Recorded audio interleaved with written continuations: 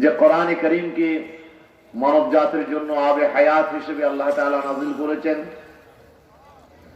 একজন মানুষের জীবন বাঁচানোর জন্য যেমন আহারের প্রয়োজন, পানির প্রয়োজন, পানি ছাড়া যেমন একজন মানুষ বাঁচতে পারে না, কোন প্রাণী বাঁচতে পারে না। ওয়াজআলনা মিনাল মাই কুল্লা শাইইন হাইয়িন, প্রতিটি সৃষ্টিকে আল্লাহ তাআলা পানি থেকেই সৃষ্টি করেছেন। পানি ছাড়া একটা গাছও কোনোদিন বেঁচে থাকতে পারে না। পানির অপর নাম জীবন। একটা জীবন বাঁচানোর জন্য যেমন পানি দরকার, একজন মুমিনের ঈমান বাঁচানোর জন্য কি দরকার? জোরে বলা যাবে না কি দরকার? কোরআন দরকার। কোরআন না হলে পরে একজন মুমিনের ঈমান বেঁচে থাকতে পারে। কোরআনের আলোচনা, কোরআনে কারীমের বয়ান যদি কোন মুসলমান 1 সপ্তাহ, 2 সপ্তাহ, 3 সপ্তাহ এর অধিক যদি কোরআনের আলোচনা না শুনে, ইমাম গাজ্জালী রাহমাতুল্লাহ আলাইহি মুকাশাফাতুল কুলুবের ভিতরে একটি হাদিস এনেছেন যে রাসূল সাল্লাল্লাহু আলাইহি ওয়াসাল্লাম আশঙ্কা ব্যক্ত করেছেন সেই লোকটা ঈমান নিয়ে কবরে যাওয়ার সম্ভাবনা ক্ষীণ। সেই লোকটা ঈমান নিয়ে যেতে পারবে কিনা সন্দেহ আছে, তার ঈমান বেঁচে থাকতে পারে না। সেজন্য হাদিস শরীফে আসছে, মান তারাকা সালাসা জুমআইন তাহাওনান খতামাল্লাহু আলা কলবি। হুজুর ইরশাদ করেছেন, এক এক করে 3টি জুমা যদি আমার উম্মতের কোন ব্যক্তি যদি জুমা ছেড়ে দেয় অলসতা বশত, রাসূল সাল্লাল্লাহু আলাইহি ওয়াসাল্লাম ইরশাদ করেছেন আল্লাহ তার কলবের উপরে মোহর মেরে দেবেন। খতামাল্লাহু আলা কলবি, আল্লাহ তার কলবের উপরে মোহর মেরে দেবেন। কোরআনের হেদায়েতের রাস্তা তার জন্য আল্লাহ বন্ধ করে দেবেন। যদি না খালেস তওবা করে ফিরে আসে, তাহলে আল্লাহর কোরআনের হেদায়েত, কোরআনের এই দরজা তার জন্য মুক্ত হবে না। খালেস তওবা করে ফিরে আসলে আল্লাহ তাআলা হয়তো তার রহমত দিয়ে তাকে হেদায়েত দিতেও পারেন। কিন্তু কোরআনে কারীমের আলোচনা, কোরআনের এই জিকির, কোরআনের এই বয়ান মানব জাতির জন্য, তার ঈমান রক্ষার জন্য এত প্রয়োজন করেছেন আমার আল্লাহ তাআলা। পরপর 3টা জুমা যদি কেউ কোরআনের আলোচনা না শুনে, 3 সপ্তাহ যদি চলে যায়, তাহলে তার আল্লাহ তাআলা সিদ্ধান্ত নিয়ে নেন এই লোকটা কোরআনের হেদায়েত গ্রহণ করতে রাজি না। ঠিক কিনা? এই জন্য এই হাদিস শোনার পরে মা আয়েশা সিদ্দিকা জুরে বলেন রাদিয়াল্লাহু তাআলা আনহা, তিনি আল্লাহর রাসূলের এই জবান থেকে হাদিস শোনার পরে তিনি খুব ব্যথিত হলেন সন্তানদের জন্য। মা হিসেবে সন্তানের জন্য তিনি খুব ব্যথিত হলেন। তিনি চিন্তা করলেন, আমার সন্তানগুলো যদি জাহান্নামে চলে যায় তাহলে তো বড় কষ্ট লাগে। সেজন্য তিনি দোয়া করেছেন, আল্লাহ রাব্বুল আলামিনের কাছে তিনি দোয়া করেছেন, আল্লাহুম্মা শাত্তিত আরযাকাল উলামা ফিল কুরা ওয়াল আমসার। হে আল্লাহ, তুমি আলেমদের রিজিকগুলোকে তুমি এক জায়গায় তুমি রাখবে না, এই রিজিকগুলোকে তুমি ছড়িয়ে ছিটিয়ে দাও। গ্রামে গঞ্জে, শহরে বন্দরে, বিভিন্ন জায়গায় আলেমদের রিজিকগুলোকে তুমি ছড়িয়ে দাও। সুবহানাল্লাহ। হুজুর বলেছেন আমিন। আল্লাহ রাসূল বললেন, আল্লাহ তুমি দোয়া কবুল করো যে উম্মতকে বাঁচানোর জন্য মা আয়েশা সিদ্দিকা রাদিয়াল্লাহু আনহা দোয়া করেছেন আলেমদের রিজিককে এক জায়গায় যেন আল্লাহ সীমাবদ্ধ না রাখে। রিজিক যেখানে সেখানে আমাদেরকে যেতেই হবে। কি বলেন? দুচি যা দামিরা কশিশ জোরে জোর, একে আবদানা দিগর খাকে গুর, দুটো জিনিস মানুষকে সবসময় খুঁজতে থাকে, একটি হচ্ছে তার রিস্ক, তার আবদানা, আরেকটি হচ্ছে তার মৃত্যু, তার কবর তাকে খুঁজতে থাকে। সুপ্রিয় হাজরিন, এই রিজিকের জন্য ওলামায়ে কেরামের রিজিককে আল্লাহ তাআলা এক জায়গায় রাখে নাই, বিভিন্ন জায়গায়, গ্রামে গঞ্জে, শহরে বন্দরে, বিভিন্ন মানুষের বাড়িতে বাড়িতে আল্লাহ তাআলা আলেমদের রিজিকগুলোকে আল্লাহ ছড়িয়ে দিয়েছেন, ঠিক কিনা? যারা উম্মতকে বাঁচাইতে পারে।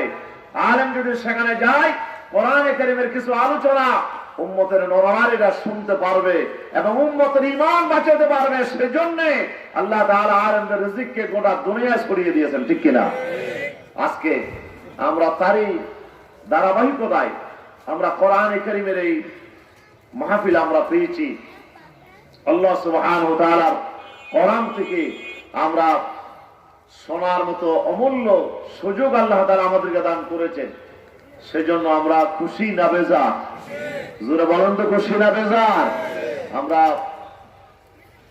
এতই ভাগ্যবান যে কোরআনে কারীমের আলোচনা আমরা শোনার সুযোগ পাচ্ছি। অথচ আমাদের দেশে এই প্রিয় মাতৃভূমিতে অনেক যারা আছে যেখানে কোরআনের মাহফিল গুলো আজকে বন্ধ হয়ে গেছে। অনেক জেলাতে কোরআনে কারীমের মাহফিল হচ্ছে না। আজকে আমরা কক্সবাজার জেলার মানুষগুলো আজকে আমরা ভাগ্যবান যে আমরা এখনো কোরআনে কারীমের আলোচনা শোনার সুযোগ পাচ্ছি। আল্লাহ যেন এই সুযোগকে যেন আল্লাহ তাআলা আমাদের থেকে আল্লাহ ছিনিয়ে না নেন। আল্লাহ তাআলা যেন জীবনের শেষ মুহূর্ত পর্যন্ত কোরআনের আলোচনা শোনার আমাদের তৌফিক দান করে। জোরে বলে আমিন, আর জোরে বলে আমিন। সুপ্রিয় উপস্থিতি, আমি আপনাদের সামনে কোরআনে মাজিদের সূরাতুল হাসর থেকে, কোন সূরা বলেন তো, কোন সূরা? সূরাতুল হাসর থেকে একটি আয়াতে কারীমা আপনাদের খিদমতে তেলাওয়াত করেছি। 18 নম্বর আয়াত। কত নম্বর আয়াত? 18 নম্বর আয়াত। আয়াতকে সামনে রেখে আপনাদের সামনে দুইটি কথা যদি আল্লাহ তাআলা তৌফিক দেন আপনাদের সামনে আলোচনা করার চেষ্টা করব। ওয়া মা তাওফীকি ইল্লা বিল্লাহ আলাইহি তাওয়াক্কালতু ওয়া ইলাইহি উনীব। আল্লাহ সুবহানাহু ওয়া তাআলা ইরশাদ করছেন, পড়েন সবাই, আউযু বিল্লাহি মিনাশ শাইতানির রাজীম, বিসমিল্লাহির রাহমানির রাহিম, ইয়া আইয়ুহাল্লাযীনা আমানু তাকুল্লাহ ওয়ালতানজুর নাফসুম মা قدمت لغد واتقوا الله إن الله خبير بما تعملون। صدق الله العظيم। আল্লাহ তাআলা ইরশাদ করছেন, ডাক দিয়ে বলছেন, হে আমার মুমিন বান্দারা, যারা আমাকে বিশ্বাস করেছো, আমার কোরআনকে বিশ্বাস করেছো, আখিরাতকে বিশ্বাস করেছো, আমার নবীর উপরে তোমরা যারা ঈমান এনেছো, আল্লাহ তাআলা সেই সব নরনারীদেরকে ডেকে বলছেন, হে মুমিনেরা, ইত্তাকুল্লাহ, ভয় করো কাকে? জোরে বলেন, কাকে? দুনিয়ার কোন সত্তাকে, দুনিয়ার কোন ব্যক্তিকে, দুনিয়ার কোন নেতাকে, দুনিয়ার কোন নেত্রীকে, দুনিয়ার কোন ক্ষমতাবানকে ভয় করা যাবে না। একমাত্র, কেবলমাত্র, শুধুমাত্র ভয় করতে হবে কাকে? ওয়াত্তাকুল্লাহ, তোমরা আল্লাহকে ভয় করো। ওয়ালতানজুর নাফসুম মা কদ্দামাত লিগাদ, এবং প্রত্যেকটা মানুষের চিন্তা করা দরকার সে আগামীকালের জন্য কি প্রস্তুতি গ্রহণ করেছে, কি প্রিপারেশন গ্রহণ করেছে। আল্লাহ তাআলা দরবারে যখন তাকে উপস্থিত হতে হবে, আগামীকাল তাকে যে আল্লাহর সামনে হাজির হতে হবে, সে আল্লাহ রাব্বুল আলামিনের দরবারে হাজির হওয়ার সময় আল্লাহ রাব্বুল আলামিনের আদালতে জবাবদিহি করতে হবে। তার জন্য সে কতটুকু প্রস্তুতি গ্রহণ করেছে, এই ব্যাপারে প্রত্যেকটা মানুষের কি করা দরকার? চিন্তা করা দরকার। ওয়াত্তাকুল্লাহ, তোমরা আল্লাহকে ভয় করো। আবারও কি কথা বললেন আমার আল্লাহ? ইন্নাল্লাহা খাবীরুম বিমা তা'মালুন, তোমরা যা আমল করো হে আমার বান্দারা, সব আমলগুলো সম্পর্কে আল্লাহ তাআলা সম্পূর্ণ ওয়াকিফ হাল। আল্লাহ সম্পূর্ণ, আল্লাহ তাআলা খবর রাখেন। আল্লাহ তাআলার কাছে জানা আছে তোমরা কে কি আমল করতেছো, সব বিষয়ে আমার আল্লাহ সুবহানাহু ওয়া তাআলা অবগত আছেন, ঠিক কিনা? এটি হচ্ছে অনুবাদ। তো আমি আপনাদের সামনে আয়াতকে সামনে রেখে আমার দেখছি কথা আপনাদের খিদমতে আলোচনা করার চেষ্টা করব। আজকে আল্লাহ সুবহানাহু ওয়া তাআলা আমাদেরকে যে মেসেজটা আয়াতের ভিতরে দিয়েছেন, আগে পরে দুইবারে আল্লাহ বললেন ভয় করতে হবে কাকে? আল্লাহকে। আল্লাহ সুবহানাহু ওয়া তাআলাকে ভয় করো, এটার পাশাপাশি আল্লাহ তাআলা আরেকটা মেসেজ দিয়েছেন, ওয়াল তানজুর নাফসুম মা কদ্দামাত লিগাদিন, আগামী কালের জন্য তোমার কি প্রস্তুতি আছে, কি প্রিপারেশন আছে, এটুকু সম্পর্কে প্রত্যেকটা মানুষের কি করা দরকার, চিন্তা করা দরকার। আগামীকাল মানে কোন কাল? আগামীকাল তো আজকে রাত শেষ হয়ে গেলে আগামীকাল আমাদের সামনে আসবে। এখানে আল্লাহ তাআলা আগামীকাল বলতে কি বুঝিয়েছেন? মুফাসসিরিনে কেরামগণ এই আয়াতের তাফসিরে যা বর্ণনা করেছেন, আগামীকাল বলতে আল্লাহ সুবহানাহু ওয়া তাআলা এখানে রাত পার হয়ে যে আগামীকাল আসবে এটাকে বোঝায় নাই। আল্লাহ তাআলা আগামীকাল বলতে ওই দিনকে বুঝিয়েছেন যে আমাদের পার্থিব জীবনে আল্লাহ তাআলা যে হায়াত আমাদেরকে দিয়েছেন, এই হায়াতটা হচ্ছে আজকে একটা দিনের মতো। আল্লাহ তাআলার কাছে আমার জীবনটা একদিনের মতো, আমাদের পুরো জীবনটা একটা দিনের মতো। কিয়ামতের দিন যখন মানুষেরা হাজির হয়ে যাবে আল্লাহর আদালতে, আল্লাহ রাব্বুল আলামিন বলেন, ইন্নামা আনতা মুনজিরু মান ইয়াখশাহা কাআন্নাহুম ইয়াওমা ইয়ারাউনাহা লাম ইয়ালবাসু ইল্লা আশিয়াতান আও দুহাহা। হে আমার হাবিব, যে আখিরাতকে ভয় করে আপনি তার জন্য সতর্ককারী। যেদিন এই আখিরাতকে দুনিয়ার মানুষেরা দেখে নেবে, সেদিন তাদের মনে হবে দুনিয়ার জীবনে তাদের যে হায়াত তারা কাটিয়েছে, একটা দিনও তারা কাটায় নাই দুনিয়ার জীবনে। একটি মাত্র সকাল অথবা একটি মাত্র সন্ধ্যাবেলা দুনিয়ার জমিনে তারা কাটিয়েছেন। সুবহানাল্লাহ। পুরো জীবনটাকে 50 বছর, 60 বছর, 100 বছর, 200 বছর, 400 বছর, 500 বছরের হায়াতকে দুনিয়ার মানুষগুলো আখিরাতে যখন আল্লাহর সামনে হাজির হয়ে যাবে, তখন মানুষের মনে হবে যে আমরা একটা দিনও দুনিয়ার জমিনে কাটাই নাই। একটা সকালবেলা অথবা একটা সন্ধ্যাবেলা দিনের একটা অংশ মনে হয় আমরা দুনিয়ার জীবনে কাটিয়েছি। সুবহানাল্লাহ বলবেন না? আল্লাহ সুবহানাহু ওয়া তাআলা আমাদের দুনিয়ার জীবনের পুরো জীবনটাকে আল্লাহ তাআলা একটা দিন বুঝিয়েছেন। এরপরে মৃত্যুর পরে আরেকটা দিন আমাদের সামনে আসতেছে, মৃত্যুর পরে আরেকটা দিন আসতেছে, আরেকটা জগৎ আসতেছে।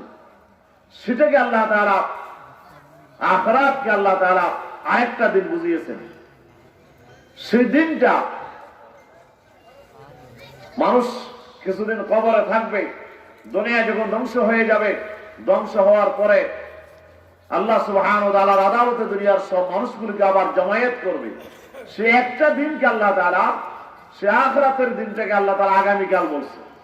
দুনিয়াকে বলছে আজকে, আর আখিরাতকে বলছে আগামীকাল। আল্লাহ তাআলা এটাকে কেন আগামীকাল বললেন? যেহেতু আগামীকাল দুনিয়ার জমিনের মানুষের কাছে আসা যেমন অবশ্যম্ভাবী, আখিরাত দুনিয়ার মানুষের সামনে আসাও ঠিক সেরকম অবশ্যম্ভাবী, ঠিক কিনা? আল্লাহ তাআলা বলছেন, ইন্নাস সাআতা আতিয়াতুন আকাদু খুফিহা লিতুজজা কুল্লু নাফসিন মা তাসআ লিতুজজা কুল্লু নাফসিন বিমা তাসআ। আল্লাহ রাব্বুল আলামিন বলেন, কিয়ামত আসতেছে, আসতেছে, কিয়ামত মানুষের সামনে সমাগত হচ্ছে। আকাদু খুফিহা, আমি এটাকে গোপন করে রেখেছি, তার দিন তারিখটা দুনিয়ার মানুষকে আমি জানাই নাই, যেন দুনিয়ার মানুষগুলোকে আমি আখিরাতের এই দিনে আমি তাদেরকে যেন তাদের আমলের পরিপূর্ণ বদলা যেন আমি তাদেরকে দিতে পারি। লিতুজজা কুল্লু নাফসিন বিমা তাসআ, দুনিয়ার মানুষগুলোকে তাদের আমলের বদলা দেওয়ার জন্য আল্লাহ তাআলা একটা দিন আল্লাহ তাআলা নির্ধারণ করেছেন। সেটা হচ্ছে আখিরাতের এই দিনটা। এই দিনটা আল্লাহ রাব্বুল আলামিন হচ্ছে, এটি হচ্ছে আগামীকাল। সূর্য উদয় যে হবে আগামীকাল, রাত আসলেও আমরা রাতের এই আধারকে আমরা এটা বিশ্বাস করি না রাতের আধার চিরদিন আমাদের সামনে থাকবে। এই আধার দূরীভূত হয়ে আবার আগামীকাল কি হবে? সূর্য উদয় হবে। অনুরূপ ভাবে আগামীকাল আখিরাত যে আমাদের সামনে আসবে, আগামীকালের মতোই এটা সুনিশ্চিত। এই জন্য আল্লাহ তাআলা আখিরাতকে কি বলেছেন? আগামীকাল বলেছেন। এরপর আরেকটা কারণ হতে পারে, আল্লাহ রাব্বুল আলামিন এটাই বোঝাতে চান, ও দুনিয়ার মানুষেরা, আজকের দিনের পরে যে দিনটা হবে সেটা হলো আগামীকাল, এরপর হবে পরশু, এরপর হবে আরো পরে তরশু। আমরা বলি না পরশু তরশু, আগামীকালটা হলো আজকের পরের দিনটাই আগামীকাল। আল্লাহ তাআলা বলছে দুনিয়ার হায়াতটা শেষ হয়ে যাওয়ার সাথে সাথেই আখিরাত তোমার জীবনের সামনে চলে আসবে। আখিরাতটা আজকের দুনিয়ার পরেই তোমার সামনে আখিরাত। এজন্য এই আখিরাতটাকে আল্লাহ তাআলা আগামীকাল বলে অভিহিত করেছেন। ও দুনিয়ার মানুষেরা, এই দুনিয়ার জীবনটা একেবারে ক্ষণস্থায়ী, কখন যে তোমার আখিরাত শুরু হয়ে যাবে দুনিয়ার মানুষগুলো কল্পনাও করতে পারে না, ঠিক কিনা? কখন শুরু হয়ে যাবে? আল্লাহ রাসূল বলেছেন, মান মাতা ফাকাদ কামাত কিয়ামতুহু, যার মৃত্যু হয়ে গেল সেই জন্য তার কিয়ামত যেন কায়েম হয়ে গেল, তার আখিরাত শুরু হয়ে গেল। মৃত্যুর বিছানায় সে আখিরাত দেখা শুরু করবে। সুবহানাল্লাহ, আখিরাত দেখা শুরু করবে। মৃত্যুর বিছানা থেকে সে আখিরাত দেখা শুরু করবে। এইজন্য আল্লাহর হাবিব বলেছেন, মা মিন আহাদিন ইল্লা ইয়ারা মাকআদাহু মিনান নার আম মিনাল জান্নাহ। দুনিয়ার কোন মানুষ ওই অবস্থায় মৃত্যু হবে না যতক্ষণ পর্যন্ত তার আখিরাতে তার কি ঠিকানা হতে চলছে, কি জান্নাতে যাবে না জাহান্নামে যাবে, এই ঠিকানা যতক্ষণ পর্যন্ত সে দেখে নাই ততক্ষণ পর্যন্ত কোন মানুষের মৃত্যু হবে না। জোরে বলেন না সুবহানাল্লাহ। প্রত্যেকটা মানুষ মৃত্যুর বিছানায় সে দেখবে সে আখিরাতে কি অবস্থা তার জন্য সামনে আসতেছে, এটা তার সামনে ক্লিয়ার হয়ে যাবে মৃত্যুর বিছানায়, ঠিক কিনা? এই জন্য আখিরাত এটা মানুষের সামনে মৃত্যুর সাথে সাথে মৃত্যুর সময় ঘনিয়ে আসলেই আল্লাহ তাআলা তার সামনে আখিরাতকে আল্লাহ তাআলা স্পষ্ট করে দেবেন। সেজন্য রাসূলুল্লাহ বলেছেন, আপনার তাওবাতুল আবদ মা লাম ইউগারগির, বান্দার তওবা আল্লাহর দরবারে কবুল হবে তার শেষ সীমা কতদিন? দুইটা শেষ সীমা কোরআন হাদিসের ভিতরে নির্ধারণ করা হয়েছে। একটা শেষ সীমা হচ্ছে আপনার সূর্য যেদিন পশ্চিম আকাশে উদয় হবে এর আগ পর্যন্ত তওবার দরজা খোলা থাকবে, ঠিক কিনা? সূর্য পশ্চিম আকাশে উদয় হওয়ার আগ পর্যন্ত তওবার দরজা বান্দার জন্য খোলা। এরপরে পার্সোনালি প্রত্যেক বান্দার জন্য তওবার দরজা ততক্ষণ খোলা থাকবে যতক্ষণ তার কাছে মৃত্যু হাজির হয় নাই, মৃত্যুর সাকারাত শুরু হয়ে যায় নাই, গড়গড়া যতক্ষণ পর্যন্ত আসে নাই ততক্ষণ পর্যন্ত বান্দার তওবার দরজা খোলা থাকবে, ঠিক কিনা? যখন সাকারাত শুরু হয়ে যাবে তখন বান্দা তওবা করলে আর কি হবে না? কবুল হবে না। সেজন্য ফেরাউন যখন ওই সমুদ্রের ভিতরে যখন ডুবে যাচ্ছিল, পানিতে যখন ডুবে যাচ্ছিল, তার সামনে যখন মৃত্যু হাজির হয়ে গেল তখন ফেরাউন কি বলছে? ফেরাউন তখন তওবা করে বলছে, আমানতু বিল্লাযী আমানাত বিহি বানু ইসরাঈল, আমি ওই রবের উপরে ঈমান আনলাম যে রবের উপরে বনি ইসরাঈল ঈমান এনেছে, সেই মাবুদের উপরে, সেই রবের উপরে আমি ঈমান নিয়ে আসলাম। আল্লাহ তাআলা জিবরাইলকে পাঠিয়ে দিয়ে বলে, এই জিবরাইল তাড়াতাড়ি চলে যাও, কিছু মাটি নিয়ে তার মুখের ভিতরে ঢুকাইয়া দাও, তার ঈমান আমার কাছে গ্রহণযোগ্য নয়, ঠিক কিনা? তার তওবা আমার কাছে কবুল নয়, যেহেতু সে এমন অবস্থায় তওবা করছে, এমন অবস্থায় ঈমানের ঘোষণা দিচ্ছে যখন তার সামনে আখিরাত কি হয়ে গেছে? হাজির হয়ে গেছে। সে জাহান্নাম দেখতেছে চোখে, জান্নাত সে চোখে দেখতেছে, জান্নাত আর জাহান্নাম দেখা অবস্থায় সে যদি ঈমানের ঘোষণা দেয়, এটি আমার কাছে কি হবে না? গ্রহণযোগ্য হবে না। না দেখে ঈমান আনতে হবে, ঈমান বিল গায়ব হতে হবে, অদৃশ্য অবস্থায় ঈমান আনতে হবে। না দেখে বান্দা যদি ঈমান আনে সেটা আল্লাহর কাছে কবুল হবে। যদি এটা আখিরাত দেখার পরে ঈমান আনে সেটা কি আর ঈমান হলো? ঈমান হলো না। সেজন্য আল্লাহর বান্দা মৃত্যুর সাকারাত শুরু হওয়ার আগ পর্যন্ত আপনাকে আল্লাহ তাআলা তওবার সুযোগ দিয়েছেন।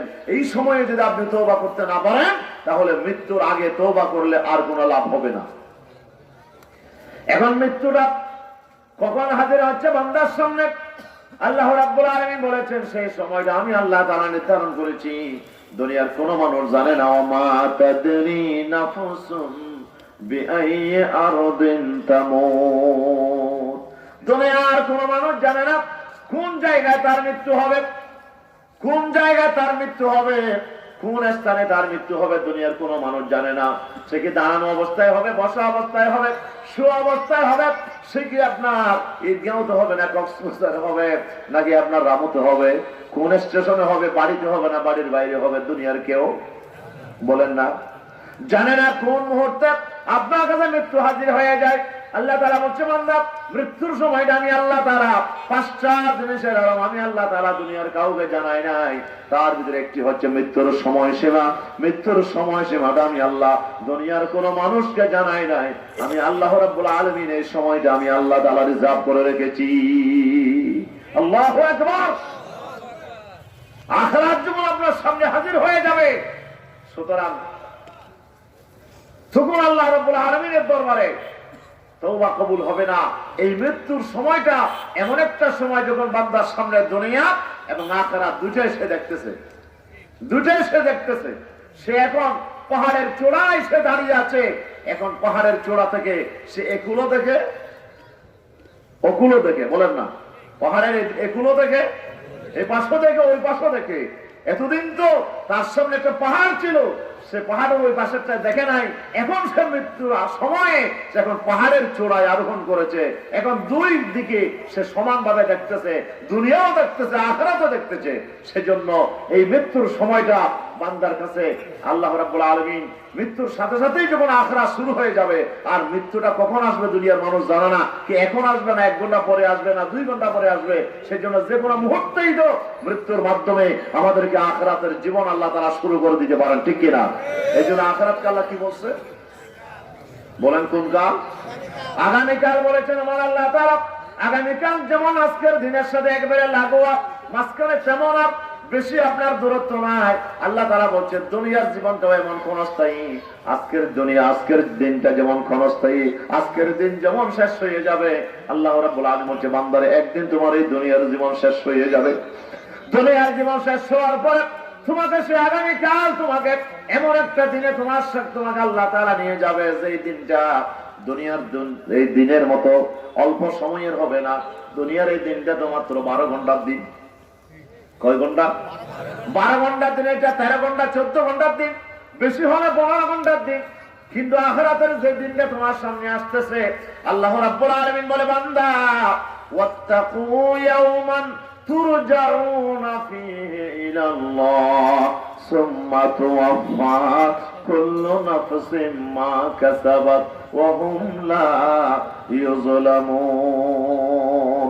আল্লাহ রাব্বুল আলামিন বলেন ও দুনিয়ার মানুষের ওই দিনটাকে ভয় করো, যেই দিন দুনিয়ার মানুষগুলোকে, ও দুনিয়ার মানুষরা তোমাদেরকে আমার আদালতে আমি আল্লাহ তাআলার দরবারে হাজির হতে হবে, সেই দিনটাকে তোমরা ভয় করো।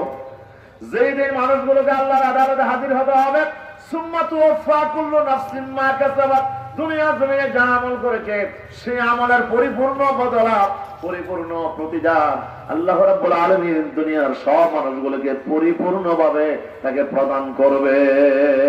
ওহুম লা ইউযলামুন, সামান্যতম জুলুম করা হবে না। ওয়ালা ইউযলামুনা ফাতিলা ওয়ালা ইউযলামুনা নাকিরা। আল্লাহ বলছে সামান্যতম জুলুম করে বান্দার প্রতি করা হবে না। সে যা যা পাওয়ার সেই পাওনা আল্লাহ তাআলা তাকে মিটাইয়া দেবেন। আল্লাহু আকবার। সেই দিনটা আসতেছে না এসে গেছে? দিনটা আসছে, আমাদের সামনে আসতেছে। এবং কুল্লু আতিন কারীমুন, রাসূলুল্লাহ বলেছেন প্রত্যেক আনাওয়ালা জিনিস এগুলো কাছে না দূরে? খুব কাছে। যেটা আসতেছে এটা কাছে। আদ-দুনিয়া মুদবিরাতুন ওয়াল আখিরাতু মুকবিলাতুন। দুনিয়া হচ্ছে চলে যাচ্ছে, দুনিয়ার সময়টা চলে যাচ্ছে, আর আখিরাত আসতেছে, আখিরাত আসতেছে, আখিরাত আসতেছে। এই জন্য আল্লাহ তাআলা আখিরাতের ব্যাপারে মানুষকে আল্লাহ সতর্ক করেছে, এবং সেই দিনটা কত বড় সেই ব্যাপারে আল্লাহ মানুষকে সতর্ক করেছে। আল্লাহ তাআলা বলছেন ইন্নাহুম ইয়ারাউনাহু বাঈদান ওয়া নারাহু করিবা। দুনিয়ার মানুষগুলো আখিরাতকে দূরে মনে করে, কিন্তু আমি আল্লাহ তো দেখতেছি আখিরাত একেবারে কাছে, একেবারে নিকটে। বান্দা যে কোনো মুহূর্তেই তোমার আখিরাত শুরু হয়ে যেতে পারে, যে কোনো মুহূর্তে তোমার আখিরাত কি হয়ে যেতে পারে, শুরু হয়ে যেতে পারে। এই মৃত্যুটা একটা মাঝখানে পার্টিশন হিসেবে আল্লাহ তাআলা রেখে দিয়েছেন। এই জন্য এক আরে বলতেছে আল মাউতু জাসারুন ইউসিলুল আশিকা ইলাল মাশুক। একজন আশিক বলতেছে আপনার মৃত্যুটা হচ্ছে একটা কালভার্টের নাম, একটা ব্রিজের নাম, আপনার একটা সেতুর নাম। এই সেতুটা পার হলেই দুনিয়ার মানুষগুলো মিলিত হয়ে যাবে তার মাশুকের সাথে, ঠিক কিনা? প্রেমিক তার প্রেমিকার প্রেমাস্পদের সাথে মিলিত হয়ে যাবে। একজন আশিক তার মাশুকের সাথে মিলন হবে, বান্দা তার মাবুদের সাথে মিলন হবে। মাঝখানে পার্টিশন কোনটা? মৃত্যু। মৃত্যুটা আসতেছে না, এই জন্য আল্লাহর সামনে আমরা হাজির হচ্ছি না। মৃত্যু এসে গেলেই আমাদেরকে হাজির হয়ে যেতে হবে কার সামনে? আল্লাহ সুবহানাহু ওয়া তাআলার সামনে বান্দাকে হাজির হতে হবে। হলো মাঝখানে একটা আপনার একটা ব্রিজ, এই ব্রিজটা এই সংযোগ স্থাপন করেছে নদীর এই পারের সাথে আর ওই পারের সাথে, মাঝখানে সংযোগ স্থাপন করেছে কি? ব্রিজ। কোনটা? তাহলে মৃত্যুটা হচ্ছে কিসের নাম?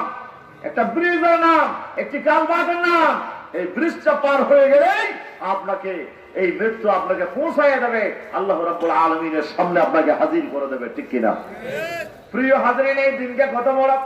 আল্লাহ তাআলা বলেন তারজুল মালাইকাতু ওয়ার রূহু ইলাইহি ফি ইয়াউমিন কানা মিকদারুহু 50 আলফ সানা। আল্লাহ রাব্বুল আলামিন বলেন আল্লাহর ফেরেশতাগণ আর জিবরাইল আলাইহিস সালাম আল্লাহ রাব্বুল আলামিনের সামনে হাজির হয়ে যাবে এমন একদিনে, যে দিনটার মুদ্দত হবে, সময়কাল হবে কতদিন জানো? 50 আলফ সানা, 50,000 বছর।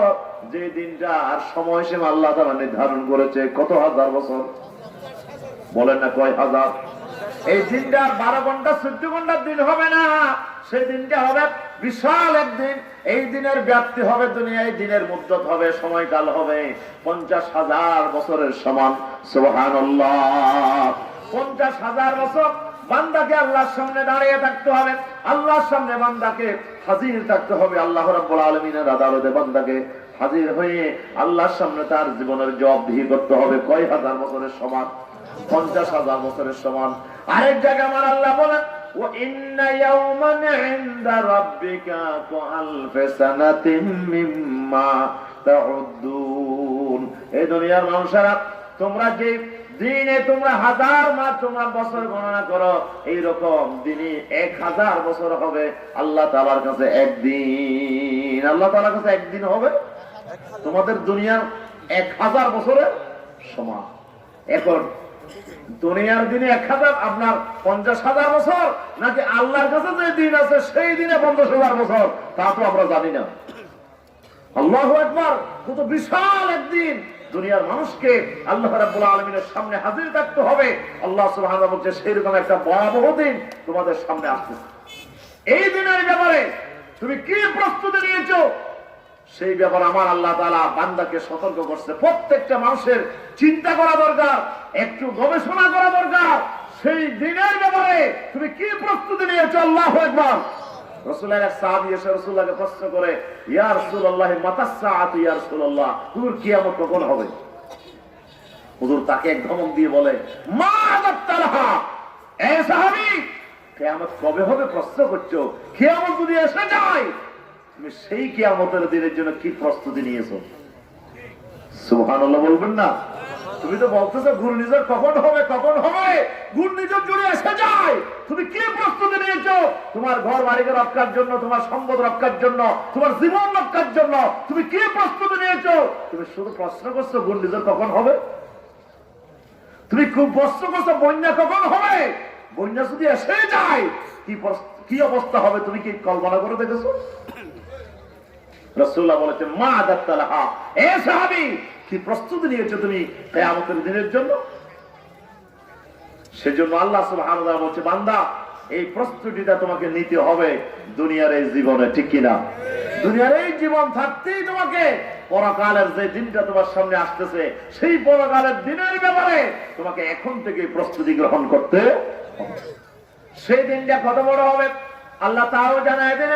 এবং সেই দিনে কি করতে হবে তাও আমার আল্লাহ তাআলা নবীর মাধ্যমে জানায় দিয়েছেন। আল্লাহর হাবিব বলেছেন, উতিতু আলা ইন্নী উতিতুল কুরআন ওয়া মিসলাহু মাআহু।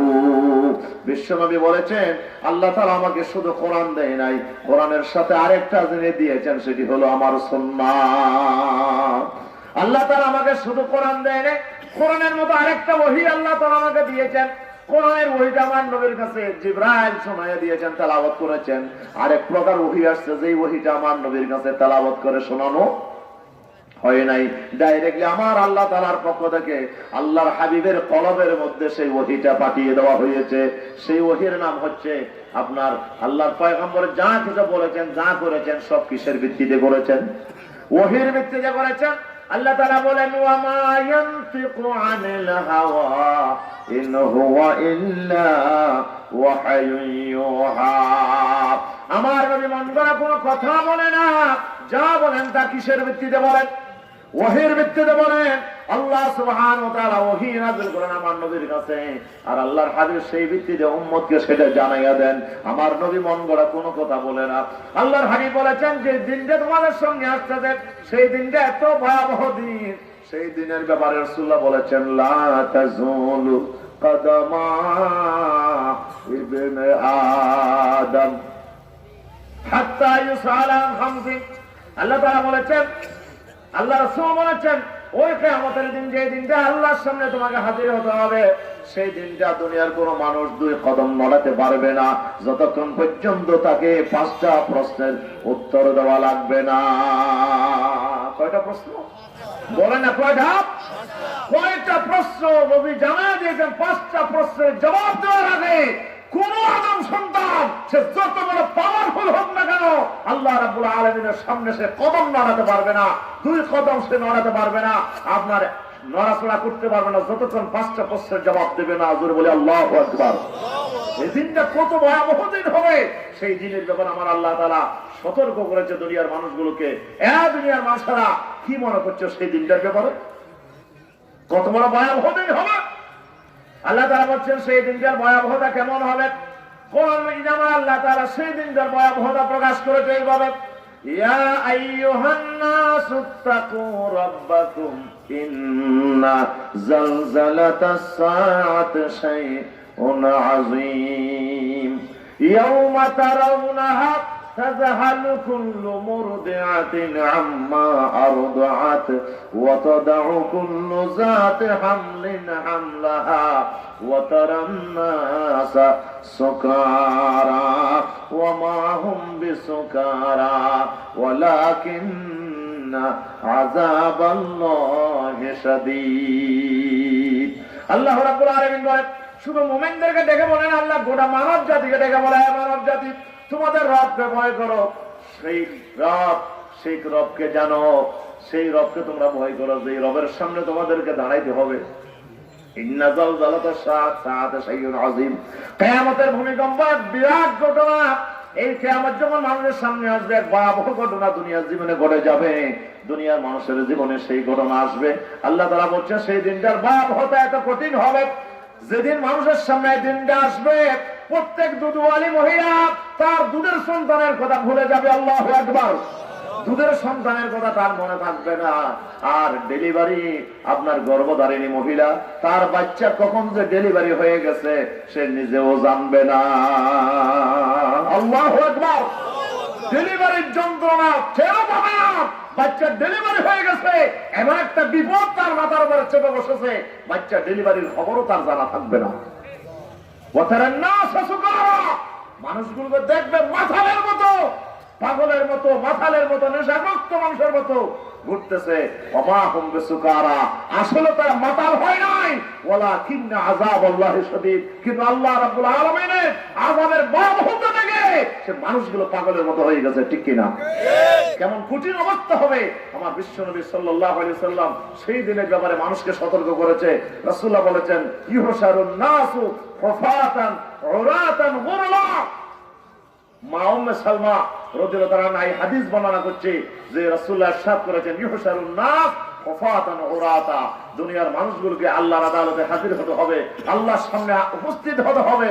কোন অবস্থায় পায়ে কোনো স্যান্ডেল থাকবে না, গায়ে কোনো জামা থাকবে না। মা উম্মে সালমা বলেন, ইয়া রাসূলুল্লাহ সাল্লাল্লাহু আলাইহি ওয়াসাল্লাম, ওয়া সাওয়াতাহু ওয়া সাওয়াতাহু, আল্লাহু আকবার। হুজুর, তাহলে মানুষগুলোর এই যে আমাদের লজ্জাস্থান, তাহলে কি অবস্থা হবে যদি সবাই যদি ল্যাংটা হয়ে আল্লাহর দরবারে হাজির হয়, তাহলে আমাদের এই গুপ্তাঙ্গের কি অবস্থা হবে? ওয়া সাওয়াতাহু আফালা ইয়ানজুরু বা'দুহুম বা'দা, একজনকে আরেকজনকে দেখবে না ইয়া রাসূলুল্লাহ? একজন আরেকজনের সামনে উলঙ্গ অবস্থায় ল্যাংটা অবস্থায় হাজির হবে, এটা কেমনে হবে? আমাদেরকে লা ইস্তাহি বা'দুনা বিবাদিন, আমাদের আফালা ইস্তাহি বা'দুনা বিবাদিন, একজন আরেকজনকে দেখলে কি লজ্জা অনুভব করবে না? রাসূলুল্লাহ বলেছেন, উম্মে সালমা, তুমি মনে করছো দুনিয়ার স্বাভাবিক দিনের মতো? দুনিয়ার স্বাভাবিক দিনের মতো মনে করছো আখিরাতের দিন যা? এটা স্বাভাবিক দিন হবে না, এটা এমন অস্বাভাবিক, এমন এক ভয়াবহ দিন হবে। হযরত মা উম্মে সালমাকে আল্লাহ রাসূল বলেছেন, আল আমরু আশাদ্দু মিন যালিকা, হে উম্মে সালমা, কিয়ামতের ভয়াবহতা এত কঠিন হয়ে যাবে, একজন মানুষের মনের ভিতর আরেকজন মানুষের দেখার প্রতি কোনো চিন্তা অনুভূতিও তার ভিতর আসবে না, ঠিক কিনা? এমন একটা দিন আসবে সামনে, সেই দিন দুনিয়ার মানুষগুলো একজন আরেকজনের দিকে দেখা, এই অনুভূতি নাই, এই চিন্তাও না, টেনশনও নাই, কে কি অবস্থায় আছে, শুধু মানুষ নিজেকে নিজে ব্যস্ত হয়ে যাবে। তিলকা মাসাকিলুজ যাররা, আল্লাহু আকবার, মাসাকিলুজ যাররা। রাসূলুল্লাহ বলেছেন, সেদিন হবে যাররা যাররা হিসাবের দিন। কিসের দিন? যাররা যাররা হিসাবের দিন।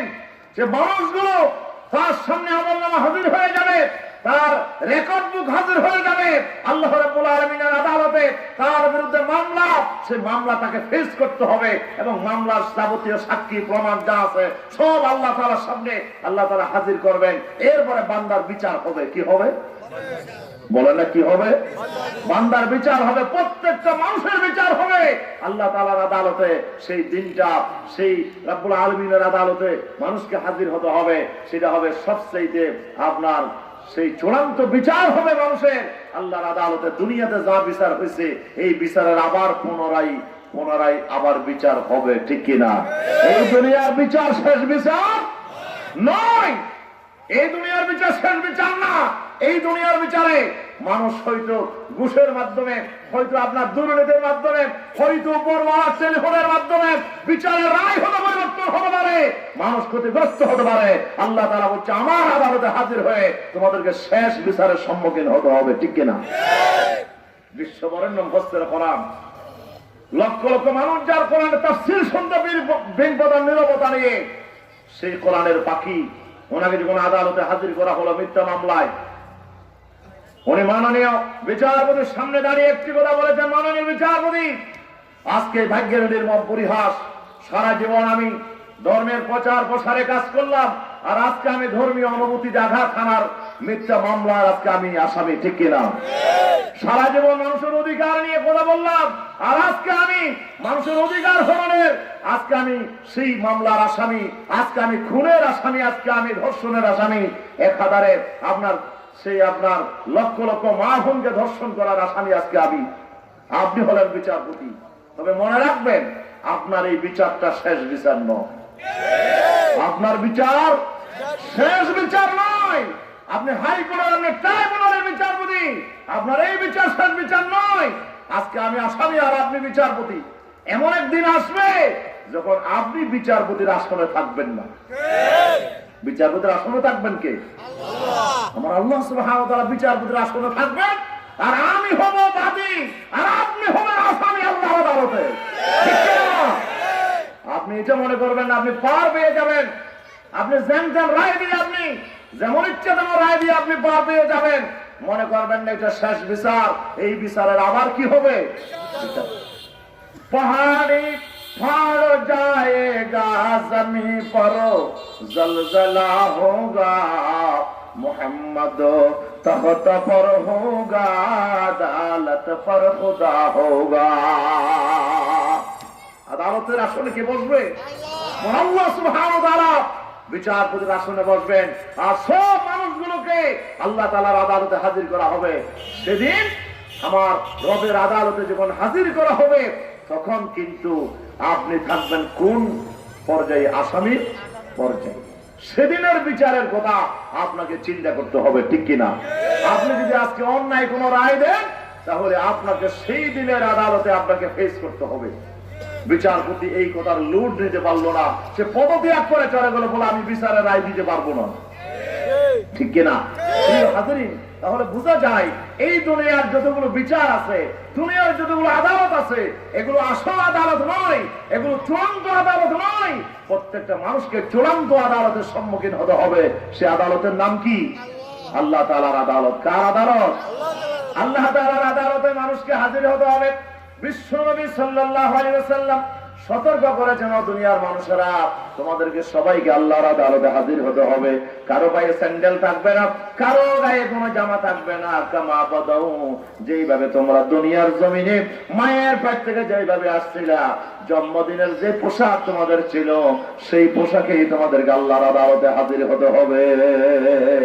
আল্লাহ রাব্বুল আলামিন বলেন, وَعُرِضُوا عَلَى رَبِّكَ صَفًّا لَقَدْ جِئْتُمُونَا كَمَا خَلَقْنَاكُمْ أَوَّلَ مَرَّةٍ। আল্লাহ রাব্বুল আলামিন বলেন, দুনিয়ার সব মানুষগুলোকে তোমার রবের আদালতে, আমার হাবিব আপনার রবের আদালতে সব মানুষগুলোকে হাজির করা হবে। সফা, কাতার বন্দি করে আল্লাহর আদালতে আনা হবে। কিভাবে? কাতার বন্দি করে আনা হবে। আপনি যখন আপনার জেলখানায় যাবেন, জেলখানায় যাওয়ার তো সুযোগ হয়েছে আপনাদের, হয়েছে? সবাই তো যায়নি, আমরা দুই একজন গেছি আর কি, না? ও, আমারও তো যাওয়ার সুযোগ ছিল জেলখানায়। তো দেখছি সেখানে কয়েকটা জিনিস বেশি চর্চা। একটা হলো ডাইল, আর একটা হলো গাইল, আর একটা হলো ফাইল। কি বলবো আছে? ডাইল, গাইল, ফাইল, এই তিনটা বেশি চর্চা। যেখানে প্রত্যেকটা আসামিকে ফাইল করা হবে, প্রতিদিন আসামি গণনা করা হবে, এবং গণনার সময় চারজন লাইনের মধ্যে বসায়া কি করবে? ফাইল করবে। কি করবে? ফাইল করবে। ফাইলের মধ্যে তারপরে গণবে। গণতে গণতে আসামির সংখ্যা যদি মিলে যায় তো ভালো, আলহামদুলিল্লাহ। আর যদি না মিলে, কোনো ভুল হয়ে যায়, তাহলে পাগলা ঘন্টা বাজানো হবে। কি ঘন্টা? পাগলা ঘন্টা বাজাবে। পাগলা ঘন্টা বাজাইলে কেউ আর চেয়ারে থাকবে না, সবাই যেন হুরুস্তুল একটা কাণ্ড, দৌড়াদৌড়ি শুরু হয়েছে, কোথায় গেল আসামি মিলতেছে না। এই পাগলা ঘন্টা বাজায়। তাহলে আপনার ফাইল যেটা বলে যে প্রত্যেক মানুষকে আপনার ফাইল করা হয়, আল্লাহ বলছে আমার আদালতে সব মানুষগুলোকে কাতার বন্দি করে ফাইল করা হবে, ঠিক কিনা? কেউ কি পালায় যেতে পারবে? বলেন না, কোন সুযোগ আছে? আল্লাহ তাআলা বলছেন, ওয়াউরিদু আলা রাব্বিকা সাফফা, প্রত্যেক মানুষকে তোমার রবের আদালতে কাতার বন্দি করে হাজির করা হবে। আল্লাহ তাআলা বলবেন, লাকাদ জিতুমুনা কামা খালাকনাকুম আওয়ালা মাররা। এ দুনিয়ার মানুষেরা, আমার আদালতে তোমরা হাজির হয়েছে এমন অবস্থায় যখন যেভাবে আমি তোমাদেরকে প্রথমবার দুনিয়াতে সৃষ্টি করেছিলাম, যেভাবে দুনিয়াতে পাঠিয়েছিলাম, সেই আকৃতিতে সেইভাবে তোমাদেরকে আমার আদালতে আজকে হাজির করা হয়েছে, ঠিক কিনা? আমরা মায়ের পেট থেকে যেমন একা একা আসছিলাম, কেউ আমরা একসঙ্গে, আমরা আপনার সবাই একসঙ্গে আসি না, একা একা আসছিলাম, আল্লাহর আদালতেও সবাইকে একা একা হাজির হতে হবে, ঠিক কিনা? কেউ পালিয়ে যেতে পারবে না। কোরআন শরীফে আল্লাহ বলেন, ওয়াজাআত কুল্লু নাফসিন মাআহা সাইকুন ওয়া শাহীদ লাকাদ কুনতা ফী গাফলাতিন মিন হাযা ফাকাশাফনা আনকা গিতাআকা ফাবাসারুকাল ইয়াওমা হাদীদ। আল্লাহ রাব্বুল আলামিন বলেন, প্রত্যেকটা মানুষ আল্লাহর আদালতে হাজির হয়ে যাবে। ওয়াজাআত কুল্লু নাফসিন মাআহা সাইকুন ওয়া শাহীদ, তার সাথে দুইজন থাকবে, একজন থাকবে সায়েক, তাকে চালানেওয়ালা, আর একজন থাকবে সাক্ষী। সুবহানাল্লাহ বলবেন না? ফেরেশতা কয়জন? আমাদের প্রত্যেকের সাথে ফেরেশতা আছে কয়জন? দুইজন ফেরেশতা আছে। কাদের ভিতরে আমার আল্লাহ আমাদের আমলনামাগুলোকে লেখার জন্য দায়িত্ব দিয়েছে। কিরামান কাতিবিনা ইয়ালামুনা মা তাফআলুন। এখানে কিছু সম্মানিত লেখক ফেরেশতা আছে, যারা আমাদের আমলগুলো আল্লাহ রাব্বুল আলামিনের আদালতে হাজির করার জন্য রেকর্ড হিসেবে তৈরি করছে, এই দুইজন ফেরেশতা রেকর্ড বুক নিয়ে আল্লাহ রাব্বুল আলামিনের সামনে বান্দার মৃত্যুর পরে হাজির হয়ে যায়। আল্লাহকে বলে, রব্বুল আলামিন তুমি যে দায়িত্ব দিয়েছিলে বান্দার সব আমলগুলো আমি রেকর্ড করে খাতার মধ্যে আমি রেকর্ড করে এখন নিয়ে আসছি, আল্লাহ এখন আমি কি করব? তাফসীরের ভিতরে এসেছে আল্লাহ তাআলা ফেরেশতাকে হুকুম দেয়, এই ফেরেশতা চলে যাও, আমার বান্দাকে যেখানে দাফন করা হয়েছে সেই কবরের পাড়ে গিয়ে তোমরা দাঁড়িয়ে থাকো। কোথায় দাঁড়িয়ে থাকবে? কবরের পাড়ে গিয়ে দাঁড়িয়ে থাকো, সে যেখানে আছে সেখানে দাঁড়িয়ে থাকো। কিয়ামত যখন হয়ে যাবে, দুনিয়া যখন ধ্বংস হয়ে আবার একটা যখন পৃথিবী আল্লাহ তাআলা বানাবেন, কিয়ামতের ময়দান বানাবেন, সব মানুষগুলোকে আল্লাহ তাআলা ওয়া আখরাজাতিল আরদু আসকালাহা, দুনিয়ার সব মানুষগুলোকে জমিনকে ফেলে দেওয়া হবে, এরপরে মানুষগুলো কবর থেকে বের হয়ে আসবে।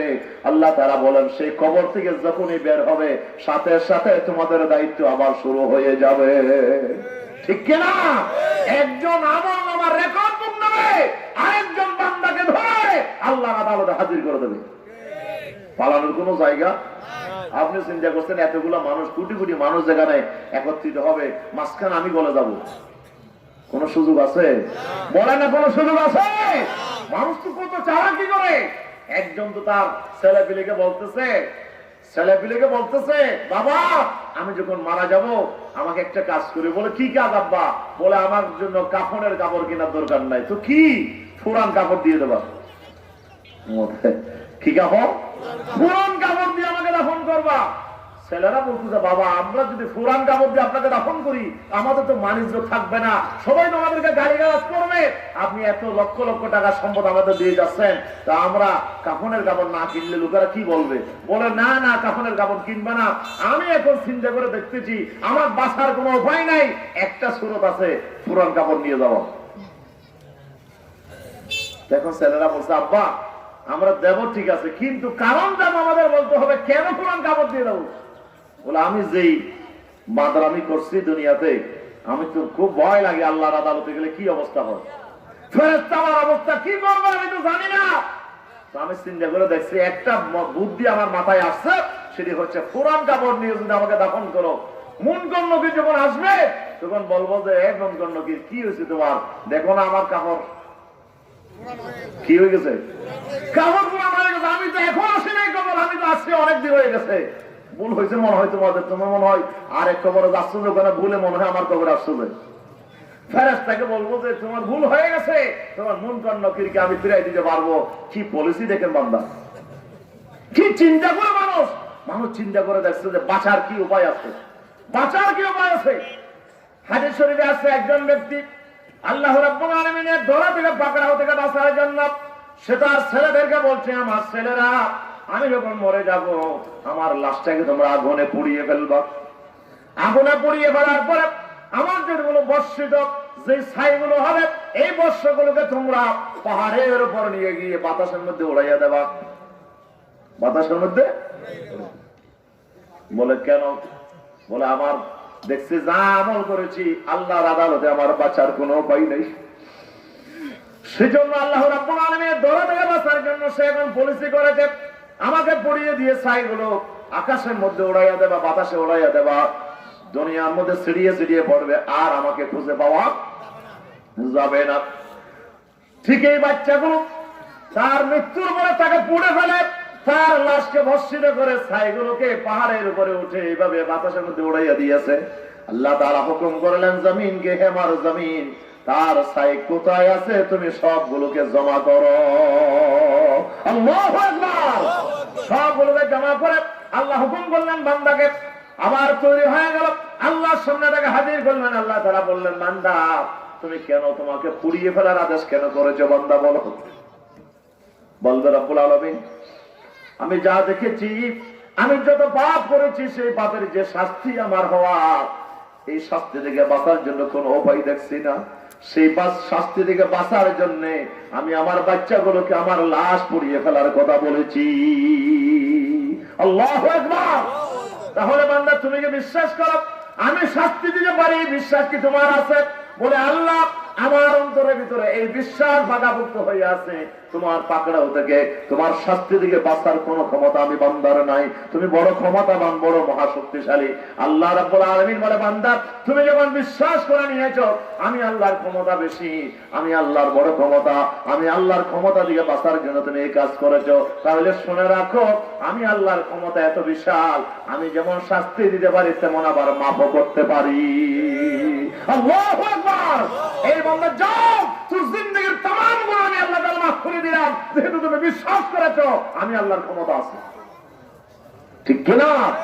প্রিয় হাজির, মানুষ কত কল্পনা করে, কত আপনার কত পরিচয় করে, কত পরিকল্পনা করে আল্লাহর আদালত থেকে বাঁচার জন্য। আসলে কি পারা যাবে? বলেন না পারা যাবে? সেদিন আল্লাহ রাব্বুল আলামিনের আদালতের সামনে বান্দাকে হাজির হতে হবে। আল্লাহ রাব্বুল আলামিন সব দলিল দস্তাবেজ গুলো, আল্লাহ তাআলা সব সাক্ষী প্রমাণ গুলোকে আল্লাহ তাআলা সামনে হাজির করে নিয়ে আসবে। আল্লাহ রাব্বুল আলামিন বলে, বান্দা আমার আদালতে হাজির করার পরে ওয়াকালা কারিনুহু হাযা মা লাদাইয়া আতীদ। আল্লাহ তাআলা যে ফেরেশতাকে বান্দার দায়িত্ব দিয়েছিল সেই ফেরেশতা আল্লাহর কাছে রিপোর্ট করে বলবে, রব্বুল আলামিন আসামি হাজির। আসামি বলেন, আসামি আসামি হাজির। তখন আল্লাহ রাব্বুল আলামিন আসামিকে আল্লাহর আদালতে নিয়ে এরপর আল্লাহ রাব্বুল আলামিন বিচার শুরু করবে। সেই দিনটা হবে এত ভয়াবহ। আল্লাহ তাআলা বলেন, বান্দারে ওয়াত্তাকু ইয়াওমান লা তাজজি নাফসুন আন নাফসিন শাইআ। এমন একটা দিন তোমাদের সামনে আসতেছে যে দিন একজন আরেকজনের কোন কল্যাণে কাজ করতে পারবে না, কারো উপকারে কেউ আসবে না, কেউ কাউকে বাঁচাইতে পারবে না। সব ক্ষমতার চূড়ান্ত মালিককে। চূড়ান্ত মালিকেরা কার হাতে? আপনি বলছেন আমি ফিরসাউদের হাতে বায়াত করছি, ফিরসাউদের আমাকে নিয়ে যাবে, এই ক্ষমতা কি ফিরসাউদের থাকবে? আপনি জানেন ফিরসাউদের ক্ষমতা কি? রাসূলুল্লাহ বলেছেন, এ ফাতেমা, এ ফাতেমা আমল করো, লা আনকাজি নাফসাকা মিনান নার, জাহান্নামের আগুন থেকে নিজেকে বাঁচাও, ফাইন্নী লা উগনি আনকা মিনাল্লাহি শাইআ। আমি বিশ্বনবী, তুমি ফাতেমাকে বাঁচানোর জন্য কিয়ামতের দিন কিছু করতে পারবো না। আল্লাহু আকবার। বুখারী শরীফের হাদিস, রাসূলুল্লাহ বলেছেন, ইয়া আম্মাতি, হে আমার ফুফি, আনকাজি নাফসাকা মিনান নার, জাহান্নামের আগুন থেকে নিজেকে বাঁচাও, তুমি আমল করো, আমি বিশ্বনবী, লা উগনি আনকা মিনাল্লাহি শাইআ। রাসূলুল্লাহ চাচাকে বলে, আব্বাসকে, ইয়া আম্মি আনকিজ নাফসাকা মিনান নার, তোমার নফসকে জাহান্নামের আগুন থেকে বাঁচাও, ইন্নী লা উগনি আনকা মিনাল্লাহি শাইআ। আমি বিশ্বনবী আল্লাহর দরবারে তোমাকে জাহান্নামের আগুন থেকে বাঁচাইতে পারবো না। বলেন না পারবে? আমার বিশ্বনবী বলছেন, আমারও ক্ষমতা নাই সেদিন আল্লাহর আদালতে তোমাকে বাঁচানোর মতো সেই ক্ষমতা আমি রাসূলের নাই। ও দুনিয়ার মানুষগুলো আমল করো। তবে আল্লাহ রাব্বুল আলামিন জানাইয়া দিয়েছেন, কুল লিল্লাহি শাফাআতু জামিআ। আল্লাহ তাআলা বলছেন, আমার হাবিব বলে দাও, সেদিন সুপারিশ করার ক্ষমতা চূড়ান্তভাবে কার হাতে? বলেন না কার হাতে? কেউ ইচ্ছে করলে তার স্বাধীন ইচ্ছা মতে যার জন্য সে ইচ্ছা করে তার জন্য সুপারিশ করতে পারবে, এমন কোন পারমিশন দেওয়া হবে না। আল্লাহ তাআলা বলছেন, চূড়ান্ত ক্ষমতা আমি আল্লাহর হাতে থাকবে। আমি আল্লাহ যার ব্যাপারে যাকে সুপারিশ করার অনুমতি দেব সেই একমাত্র সুপারিশ করতে পারবে। ঠিক কিনা? আমি যাকে অনুমতি দেব এবং যার ব্যাপারে অনুমতি দেব শুধু সেই ব্যাপারেই সে সুপারিশ করতে পারবে। ইচ্ছা মতো যাত্রার ব্যাপারে সুপারিশ করতে পারবে না। চূড়ান্ত ক্ষমতা আমি আল্লাহ রাব্বুল আলামিনের হাতে সংরক্ষিত থাকবে। ঠিক কিনা? আপনি ভরসা করে বসে আছেন, কিয়ামতের দিন সুপারিশ করে বাঁচে যাবে। আর বিশ্বাসের আছে নাকি আপনার আপনার চুক্তি হয়েছে, বিশ্বাস বলছে আমি ব্যস্ত গেলে তোমাকে হামকা নিয়ে যাবো। বিশ্বাসের কি হয়েছে? চুক্তি হয়ে গেছে। নাউজুবিল্লাহ বলবেন না? চুক্তি হয়ে গেছে। সেই চুক্তিকে আমাদের আপনাকে সে আপনাকে ফেলে জান্নাতে যাবে না। এরকম কত চুক্তি আপনার দুনিয়ার জমিনে হয়েছে, এগুলো কি আল্লাহর দরবারে কোনো কাজে আসবে? আল্লাহর দরবারে কোনো কাজে আসবে না। আল্লাহ তাআলার সামনে বান্দাগুলোকে হাজির হতে হবে। সেই কিয়ামতের দিনটা কেমন হবে আল্লাহ সুবহানাহু ওয়া তাআলা বিভিন্ন নাম দিয়ে কিয়ামতের দিনটার অবস্থা আল্লাহ তাআলা দুনিয়াবাসীর সামনে হাজির করে দিয়েছে। কেমন হবে দিনটা? আল্লাহ রাব্বুল আলামিন সেই দিনকে বিভিন্ন নামে অভিহিত করেছে। কিয়ামতের দিনটাকে আল্লাহ তাআলা ইয়াউমুল কিয়ামা বলেছেন। লা উকসিমু বিয়াউমিল কিয়ামা আল্লাহ রাব্বুল আলামিন এটাকে কিয়ামতের দিন বলেছেন। কিসের দিন? কিয়ামতের দিন কেন বলেছেন? যেহেতু সব মানুষগুলো আল্লাহর সামনে দাঁড়িয়ে যাবে। কি হয়ে যাবে? ইয়াউমা ইয়াকুমুন নাসু লিরাব্বিল আলামিন। আল্লাহ তাআলা বলেন সেদিন এমন দিন হবে, সেদিন সব মানুষগুলো আল্লাহ রাব্বুল আলামিনের সামনে দাঁড়িয়ে যাবে। মানুষগুলো আল্লাহর সামনে দাঁড়িয়ে যাবে। দাঁড়ানোর কারণে সেই দিনটার নাম হয়েছে ইয়াউমুল কিয়ামা। ইয়াউমুল কিয়ামা। কারো বসার কোনো সুযোগ? হ্যাঁ, সবাই আসামি। আল্লাহর আদালতে সবাইকে দাঁড়াতে হবে। আল্লাহ তাআলা বলছে সেই দিনের নাম হচ্ছে ইয়াউমুল কিয়ামা, আর সেদিনের নাম হচ্ছে ইয়াউমুল জামা। আল্লাহু আকবার। সেদিনের নাম কি? যালিকা ইয়াউমুল জামা। এই দিনটা হচ্ছে জমা হওয়ার দিন, একত্রিত হওয়ার দিন। কি একত্রিত হবে? তাফসীরের ভিতরে দেখলাম যে কি একত্রিত হবে, এক এক মুফাসসির এক এক আপনার তৌজিহ করেছেন। আল্লাহু আকবার। জি, কত ভয়াবহ একটা দিন হবে। আল্লাহ তাআলা একত্রিত করবেন। কাকে একত্রিত করবে? ইয়াজমাউল আউয়ালিনা ওয়াল আখিরিন। সুবহানাল্লাহ। একজন মুফাসসির বলছে, একদল বলছে যে সেদিন আল্লাহ তাআলা আউয়ালিন আর আখিরিন, দুনিয়ার শুরু থেকে যারা আসছিল দুনিয়াতে আর সামনে আরো যত আসবে সব সৃষ্টিগুলোকে, সব মানুষগুলোকে এক আদালতে আল্লাহ হাজির করবে। ঠিক কিনা? একটা ময়দান আল্লাহ হাজির করবে, যে ময়দানটা হবে এত বড়, কত বিশাল হবে ময়দানটা। আল্লাহ তাআলা বলেন লা তারা ফিহা আওয়াজাম ওয়ালা আমতা। কোন পাহাড় থাকবে না, পর্বত থাকবে না, সাগর থাকবে না, নদী থাকবে না। একবারে আপনার মুখের পিঠের মতো সমান হয়ে যাবে একটা বিশাল ময়দান। ওই ময়দানে সবাইকে দাঁড় করানো হবে। ওই ময়দানে সবাইকে দাঁড় করানো হবে, সবাই হাজির হবে। জমার দিন এটি হবে। কিসের দিন? ইয়াউমুল জামা। জমা হবে কারা? সব মানুষগুলো জমা হবে, সব সৃষ্টিগুলো জমা হবে, সব ফেরেশতাগুলো জমা হবে, সব জিন্নাতগুলো জমা হয়ে যাবে। এমন কোন সৃষ্টি নাই যে সৃষ্টি আল্লাহ রাব্বুল আলামিনের সামনে হাজির হবে না। আল্লাহ তাআলা সেদিন সব সৃষ্টিগুলোকে এক জায়গায় একত্রিত করবে। এই জন্য এই দিনের নাম দেওয়া হয়েছে ইয়াউমুল জামা। কিসের দিন এটা? এটা জমা হওয়ার দিন। আর একদল বলে জমা হওয়ার দিনের জন্য বলা হয়েছে ইয়াজমাউজ যালিমা ওয়াল মাজলুম। সেদিন জালেম আর মাজলুম দুজনকে এক সামনে হাজির করা হবে। সুবহানাল্লাহ বলবেন না? জালেম আল্লাহর সামনে, মাজলুম বলে না, জালেম আল্লাহর সামনে, মাজলুম আল্লাহর সামনে। দুনিয়াতে আপনি ক্ষমতা পেয়েছিলেন, আপনি মেম্বারে পেয়েছেন, চেয়ারম্যানে পেয়েছেন, আপনি এমপি গিরি পেয়েছেন, মিনিস্টার গিরি পেয়েছেন, আপনি বড় ক্ষমতার চেয়ার পেয়ে আপনি ডিসি হয়ে, এসপি হয়ে আপনি মানুষগুলোকে মিথ্যা মামলায় জড়িয়েছিলেন। ঠিক কিনা? আপনি হয়তো আরেকজনের ফসল আপনি দখল করেছিলেন ক্ষমতার জোরে, আপনি হয়তো কারো জায়গা জমি আপনি কেড়ে নিয়েছিলেন, আপনি হয়তো ক্ষমতার জোরে দুনিয়াতে বাড়াবাড়ি করছিলেন। আল্লাহ রাব্বুল আলামিনের আদালতে আপনি জালেম হন আর মাজলুম হন, আপনাকে আল্লাহর সামনে হাজির করা হবে। ঠিক কিনা? আল্লাহ তাআলা বলবে আমার সৃষ্টির ভিতরে আমি আল্লাহ তাআলা কখনো কাউকে জুলুম করি নাই, আর কেউ জুলুম করবে আমি আল্লাহ তাআলা কাউকে রেহাই দেব না। ঠিক কিনা বলো? প্রত্যেকটা জুলুমের বিচার আজকে আমার আদালতে অনুষ্ঠিত হবে। তাহলে আল্লাহর সামনে কারা কারা হাজির হবে? জালেম এবং, বলেন না, জালেম এবং মাজলুম আল্লাহর সামনে হাজির হয়ে যাবে। সেজন্য আমার বিশ্বনবী বলেছেন লা তুওয়াদ্দুনাল হুকুকা ইলা আহলিহা। ও দুনিয়ার মানুষেরা, কেউ যদি কারো কাছে হক পাও না থাকে, আজকে দুনিয়ার জমিনে সুযোগ থাকতে হকগুলো দিয়ে দাও। এমন এক সময় আসবে যেদিন আল্লাহর সামনে তোমাকে বান্দার হকগুলো তোমাকে আদায় করতে হবে। ঠিক কি না? সেদিন এমন এক কঠিন অবস্থা হবে যে ইউকাদু শাতু মিনাশ শাতিল কারনায়ে লিশাতিল জালজাব। রাসূলুল্লাহ বলেছেন দুনিয়ার জমিনে একটা শিংওয়ালা ছাগল আর একটা শিংবিহীন ছাগল, দুইজনের ভিতরে মারামারি হয়েছে। শিংওয়ালা ছাগল শিংবিহীন ছাগলকে মারছে। আল্লাহর আদালতে হাজির করে বলা হবে, এ আজকে যার শিং নাই তোমাকে আমি সুযোগ দিলাম, তুমিও আজকে তোমাকে শিং দিলাম, তুমি ওই শিংওয়ালা ছাগলকে মেরে তোমার সে হক তুমি আদায় করো। সুবহানাল্লাহ বলবেন না? আল্লাহর আদালতে কেউ বাঁচতে পারবে? আপনি সামান্যতম যদি জুলুম করে থাকেন কাউকে, আপনি হয়ে যাবেন জালেম আর উনি হবে মাজলুম। সে জালেম আর মাজলুম দুজনকে আল্লাহর সামনে কি করা হবে? হাজির করা হবে। বিচার করবেন কে? আরো জোরে বলেন কে? সেদিন এক কড়াই গন্ডায় বিচার হবে।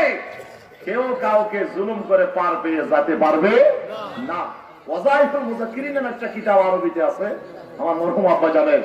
ওখানে দেখলাম যে একটা ঘটনা ওখানে আসছে যে আল্লাহ রাব্বুল আলামিনের আদালতে কেমন বিচার হবে। একজন এসে আল্লাহকে বলে, আল্লাহ আমি এই ফলানা থেকে হক পাই। বলে কিসের হক পাও? বলে আমি ছিলাম কসাই। কি ছিলাম? আমি কসাই ছিলাম, আমি জজ্জার, আমি গোশত কুটে বিক্রি করতাম। আর এই লোকটা ক্রেতা হিসেবে আমার কাছে আসছিল গোশত কেনার জন্য।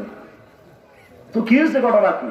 বলে সে আমার গোশত কিনতে এসে আমার গোশতটাকে সে হাত দিয়ে ধরছিল, ধরার পর আমার গোশতের মধ্যে ট্যাগ লেগেছিল, আঙ্গুল দিয়ে চাপ দিয়েছিল। আমি মনে করছিলাম সে কি নেবে, মামাতে গোশত নেবে, এই জন্য আমি কিছু বলি নাই তাকে। সে ধরে আমার গোশতগুলো না নিয়ে সে চলে গেছে। তো আমি মনে করছি সে যে আমার গোশতগুলো হাত দিয়ে ধরেছে, আমার গোশতের সৌন্দর্যতা নষ্ট হয়ে গেছে, আমার গোশতের টেক লাগার কারণে আমার গোশতগুলো সে ক্ষতি করেছে। আল্লাহ তোমার আদালতে আজকে পূর্ণ ইনসাফের আদালতে আমি আজকে সেটার বিচার চাই। আল্লাহু আকবার। পৃথিবীর কোন অবস্থা হবে না, আপনি জালেম হন না মজলুম হন, আপনাকে কার আদালতে হাজির হতে হবে? বলেন কার আদালতে? আল্লাহ রাব্বুল আলামিনের আদালতে আপনাকে হাজির হতে হবে। ইয়াউমুল জামা বলেছেন আমার আল্লাহ তাআলা, জালিম আর মজলুম দুজনকে আল্লাহ রাব্বুল আলামিনের সামনে হাজির করা হবে। তাহলে একত্রিত করা হবে কাকে? জালিমকে এবং মজলুমকে। এরপর আল্লাহ সুবহানাহু ওয়া তাআলা বলেছেন জমা কেন বলা হয়? আরেক দল বলে সেদিন আল্লাহ রাব্বুল আলামিনের আদালতে ইয়াজমাউর রাজুলা বিআমালিহি, আল্লাহ তাআলা সেদিন বান্দাকে আমল সহকারে হাজির করবে। বান্দাও হাজির, আমলও হাজির, দুটোই এক জায়গায় জমা করা হবে। আজকে আমরা আপনার কি করেছি সব কি পুলিশে জানে? সব পুলিশে জানে না, সব আপনার ওই সরকারি আপনার কৌশলে জানে না আপনি কি করেছেন, আপনি কি করেছেন সেটা জানি না। কিন্তু আল্লাহর আদালতে আপনাকে যখন হাজির করা হবে, আপনাকেও হাজির করা হবে, আপনার সমস্ত আমলনামার খতিয়া রেকর্ড বুককে মা আমিলাত মিন খাইরিন মুহদারা ওয়া মা আমিলাত মিন সূ, বান্দা নেকামল যা করেছে বাদামল যা করেছে সব আল্লাহর সামনে সাকে হাজির করা হবে, ঠিক কি না? আল্লাহ তাআলা বলবে শুধু আমল হাজির করবে না, ওয়া হুসিলা মা ফিস সুদূর। সুবহানাল্লাহ বলবেন না? বান্দা আমল করার সময় কোন নিয়তে আমল করছো সেটাও আনবো। শুধু আমল আমি হাজির করবো না, আলিমাত নাফসুম মা কদ্দামাত ওয়া আখরাত, বান্দা যা তুমি আমল করে আগে পাঠিয়েছো সেটাও তোমার সামনে হাজির করা হবে, এবং যা তুমি আমল করে পরে পাঠিয়েছো তাও তোমাকে আল্লাহর আদালতে তুমি জেনে যাবে, আল্লাহর সামনে হাজির করা হবে। তোমার কোনো আমল গোপন নাই। মা কদ্দামাত ওয়া আখরাত, যা আগে করেছো যা পরে করেছো বাইরে যে তোমার সামনে হাজির করা হবে, ঠিক কি না? কোন তারিখে কোন সময়ে কোন সেকেন্ডে কি আমল করেছো বান্দা সব আমলগুলো আমার কাছে আমি আল্লাহ তাআলা তোমার সামনে আমি পেশ করব, আমি রেকর্ড বুকের খতিয়ান তোমার সামনে পেশ করব। বাইরে যে লেখা থাকবে, আপনি যখন অ্যাকাউন্টের খতিয়ান নেওয়ার জন্য আপনি ব্যাংকে যান, বলে যে আমার 1 বছরের স্টেটমেন্ট দেন, আমার লেখন খোলা থেকে এ পর্যন্ত আমার কি লেনদেন হয়েছে সব আপনি স্টেটমেন্ট দেন। স্টেটমেন্ট চাপ দিল, সাথে সাথে এমন একটা স্টেটমেন্ট আপনার সামনে হাজির হয়ে গেল, বাইরে যে লেখা আছে কোন তারিখে কত টাকা আপনি জমা দিয়েছেন, কত টাকা তুলেছেন, কত টাকা লাভ হয়েছে, কত টাকা খরচ হয়েছে, সব স্টেটমেন্টে আছে না নাই? বলেন না আছে না নাই? কম্পিউটারে একটা চাপ দেওয়ার সাথে সাথে যদি আপনার অ্যাকাউন্ট খোলা থেকে পর্যন্ত সবটার খতিয়ান যদি এসে যায় আমার আল্লাহ রাব্বুল আলামিনের কম্পিউটারে, আল্লাহ যখন চাপ দিয়ে দেবে দুনিয়ার মানুষগুলো কি আমল করেছে সব আমল নামার খতিয়ান আল্লাহর সামনে সব উপস্থিত হয়ে যাবে, ঠিক কি না? বান্দা জানতে পারবে মা কদ্দামাত ওয়া আখরাত, তুমি আগের তারিখে কি করেছো পরের তারিখে কি করেছো সব বান্দার সামনে জাহির হয়ে যাবে। আল্লাহ তাআলার সামনে তখন বান্দা বলবে ইয়া ওয়াইলাতানা মা লিহাযাল কিতাব লা ইউগাদিরু সগীরাতাও ওয়ালা কাবীরাতান ইল্লা আহসাহা। বান্দা আফসোস করে বলবে আয় আল্লাহ কি দুর্ভাগ্য আমার, এই আমলনামা থেকে তো আমি বড় হতভাগ, কোনো কিছুই বাদ যায় না, ছোট করেছি বড় করেছি সব আমলনামা রেকর্ড বুকের ভিতরে সব রেকর্ড হয়ে গেছে, ঠিক কি না? একটাও বাদ যাবে না। আর একটা হচ্ছে মা কদ্দামাত ফিল হায়াত ওয়া মা আখরাত বাদাল মামাত। আল্লাহু আকবার। হায়াতে যা করছে সেটা মা কদ্দামাত, আর মরণের পরে যা করছে সেটা হইল মা খরচ। আল্লাহু আকবার। মরণের পর কি করছে মানে? হ্যাঁ, মরণের পরও আমল আছে। মরণের পরও কি আছে? মরণের পরও আমল আছে। রাসূলুল্লাহ বলেছেন আমার মানুষ মরার পরে সব আমলনামা বন্ধ হয়ে যায়, কিন্তু ইল্লা মিন সালাসাতিন, ইল্লা মিন সাদাকাতিন জারিয়াতিন আও ইলমিন ইউনতাফাউ বিহি আও ওয়ালাদিন সালিহিন ইয়াদউ লাহু। রাসূলুল্লাহ বলেছেন তিনটা আমল বান্দার জারি থাকবে, ঠিক কি না? আপনি মরে গেছেন কিন্তু তারপরে আপনার আমল কি আছে? জারি আছে। সদকা জারিয়া, মসজিদান বানাহু ও বাইতান লিইবনে সাবিলে বানাহু। আপনি একটা সদকা জারিয়া করে মসজিদ তৈরি করেছেন, ও মুসহাফান ওয়ারাসাহু, হয়তো আপনি একটা কিতাব, একটা কোরআন শরীফ আপনি হয়তো আপনার একজন গরীব ছাত্রকে আপনি দিয়েছিলেন, হয়তো একটা মসজিদে আপনি কোরআন শরীফ দিয়েছিলেন। আপনি মরার পরেও আল্লাহর বান্দারা মসজিদে ঢুকে সেই কোরআন শরীফ তেলাওয়াত করতেছে, আপনার আমলনামায় সওয়াব জারি হচ্ছে। সুবহানাল্লাহ বলবেন না? মসজিদে আপনি যে কোরআন শরীফ দিয়েছেন এটা সওয়াব জারি আছে। আপনি মসজিদ তৈরি করছেন, সেই মসজিদে যতদিন ইবাদত চলবে আপনার আমলনামায় মরণের পরও সওয়াব জারি থাকবে। রাসূলুল্লাহ নেক আমলের কথা বলছে। আর যদি কেউ সিনেমার হল বানায় দেয়, সে তো মরে গেছে, কিন্তু দুনিয়াতে একটা সিনেমার হল বানাইছিল। মরার পরেও এই সিনেমার হলে যত নাচ গান হচ্ছে, যত আপনার ফিল্ম দেখানো হচ্ছে, যতদিন চলবে ততদিন তার আমলনামায় কি গোনাযোগ গোনা তো জারি আছে। আপনি মরে গেছেন কিন্তু গুনাহ বন্ধ হয় নাই। আপনি একটা স্ট্যাটাস দিয়েছিলেন ফেসবুকে, আপনি মরে গেছেন কিন্তু আপনার এখনো খোলা আছে। আপনার ফেসবুকের স্ট্যাটাস এটা কিন্তু এখনো ঘুরতেছে, ঠিক কিনা? বাইরে এটা আবার যখন আগামী বছর আসবে আপনার স্ট্যাটাস এটা আবার শো করবে ফেসবুক ওয়ালা, বলে আপনি যা স্ট্যাটাস দিয়েছিলেন, ঠিক কিনা? আপনি একটা গান স্ট্যাটাস দিয়েছিলেন, আপনি একটা গান সেখানে শেয়ার করছিলেন, একটা নাচ আপনি শেয়ার করছিলেন। আপনি মরে যাওয়ার পরেও লোকেরা আপনার সেই গান এবং নাচ এগুলো আপনার শেয়ার করতে, এগুলো দেখতেছে। আপনার গুনাহ এখনো কি হয় নাই? নমতে গুনাহ এখনো বন্ধ হয় না। আল্লাহ বলে যে মা কদ্দামাত ওয়া আখারাত, দুনিয়াতে যা করছিল তা তো আসবে, মরণের পরে আরো যা করছিল, যা রেকর্ড হিসাবে তুমি রেখে আসছিলে, এগুলো তোমার আমলনামায় কি হবে? যোগ হবে।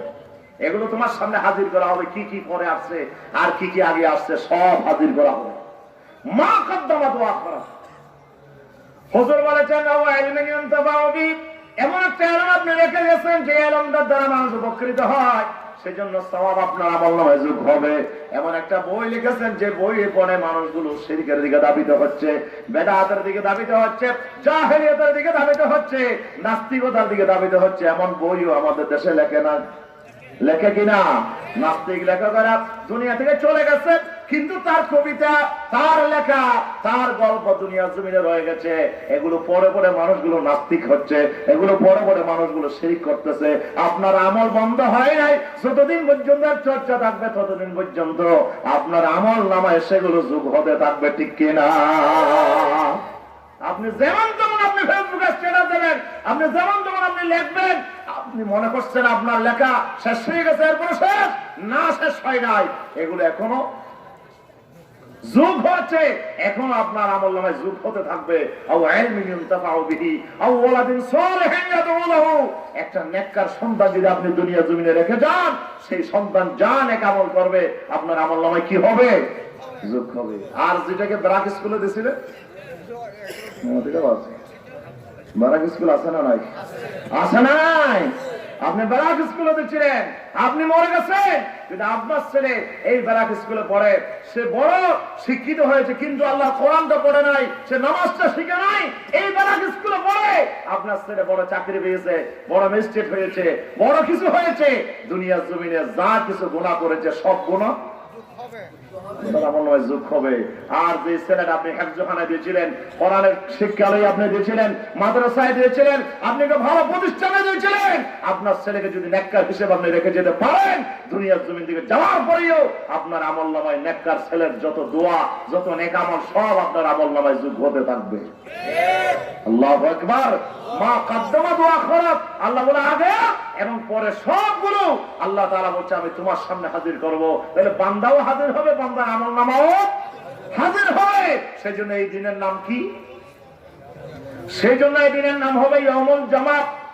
আরেকটা তাওজীহ করেছে মুফাসসিরিনে কেরামরা, সেদিন ইয়াউমুল জামা মানে আন-নবী ওয়া উম্মতিহি, সেদিন আল্লাহ তাআলা নবীকেও হাজির করবে, উম্মতকেও হাজির করবে।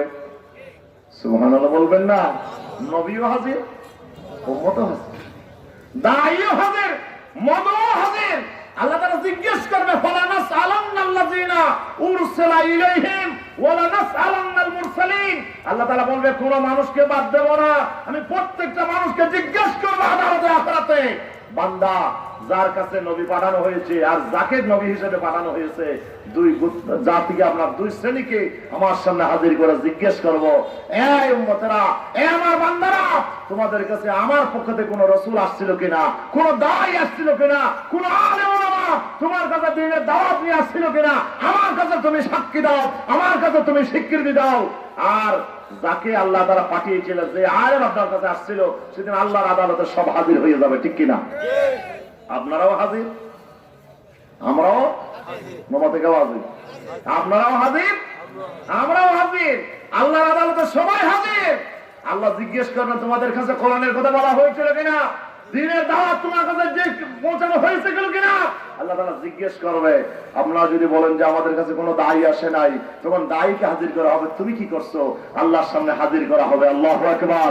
প্রত্যেকটা পয়গম্বরকে হাজির করা হবে, উম্মতকে হাজির করা হবে। এই জন্য আমার আল্লাহ বলছেন যালিকা ইয়াউমুল জামা, এই দিনটার নাম কি? জামাতে। কিসের দিন?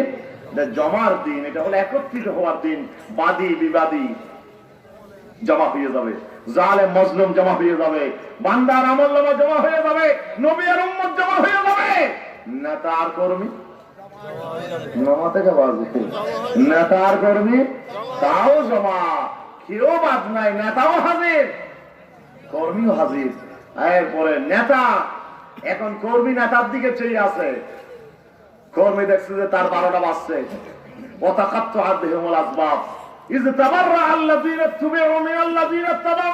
আল্লাহ বলছেন নেতাগুলো সব কর্মীদের থেকে সম্পর্ক ছিন্ন করে ফেলবে, কর্মীদের সাথে কথাও বলবে না। কর্মীরা বলবে নেতাজি তুমি আমাদেরকে ডাকছিলে, তোমার পিছনে আমি হেইও দিয়েছিলাম, স্লোগান দিয়েছিলাম, তোমার পিছনে ঠেলা দিয়েছিলাম, তুমি এখন আজকে আমাদেরকে বাঁচাবার কথা, আজকে কোথায় তুমি? বলে বেশি কথা বলো না, আজকে তুমি আর আমি সমান, ঠিক কিনা? ঠিক কিনা? আল্লাহ আদালতে কর্মী আর নেতাকে একসাথে হাজির করা হবে, এবং কর্মী তার কঠিন অবস্থা দেখার পরে তখন নেতাজিকে বলবে, নেতাজি আমাদের নেতাজি হারান্তুম মুগনুনা আন্না মিন আযাবিল্লাহি শাইআ, আজকে আল্লাহর আযাব থেকে তোমরা কেউ আমাদেরকে বাঁচাতে পারবে কি? আল্লাহ তাআলার সামনে কর্মীরা বলবে, ও নেতারা আমাদেরকে বাঁচাতে পারবে নাকি? তারা বলবে না না না, আজকে আমরা তোমাদের বাঁচাতে পারবো না। বলে আমরা কত বড় বেকুব ছিলাম, তোমাদের সাথে চলছিলাম, তোমরা আমাদেরকে বলছিলা যে আমাদেরকে বিপদে আপদে আমাদেরকে সাহায্য করবা, আজকে কঠিন বিপদের দিন তোমরা আমাদের পাশে নাই, আমাদেরকে সহযোগিতা করবে না, তাহলে আজকে আমরা তো শেষ।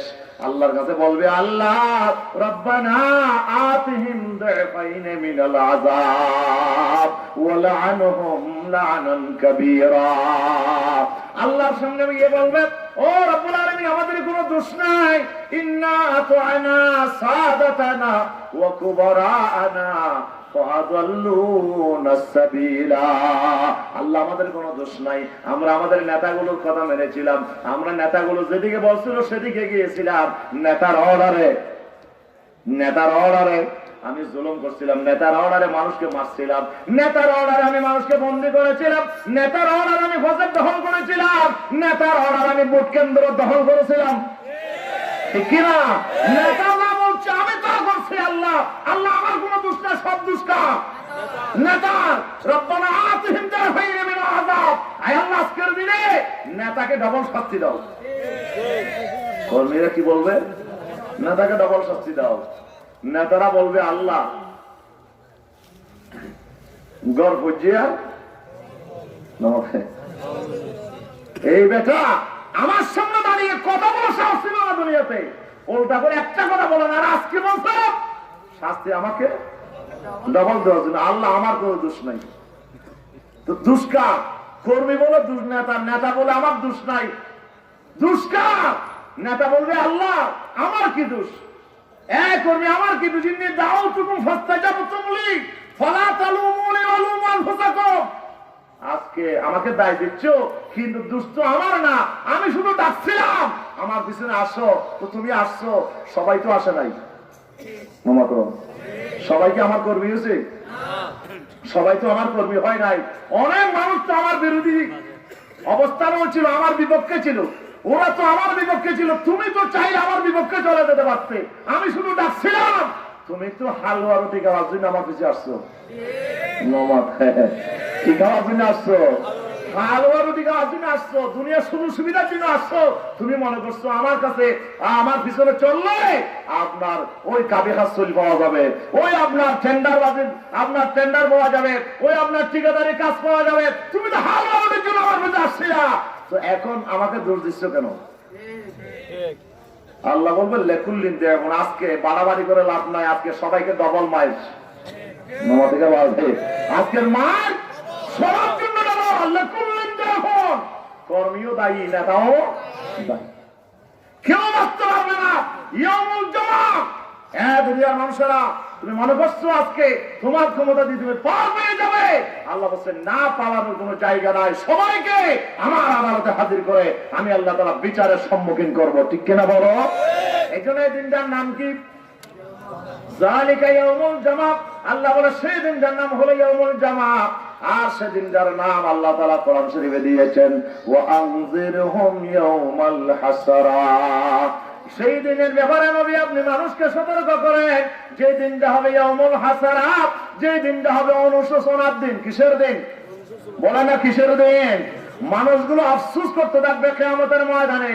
ভালো আর মন্দ, নেককার বদকার যত মানুষ দুনিয়া জমিনে আল্লাহর আদালতে হাজির হয়েছে, সব মানুষগুলো কি করবে?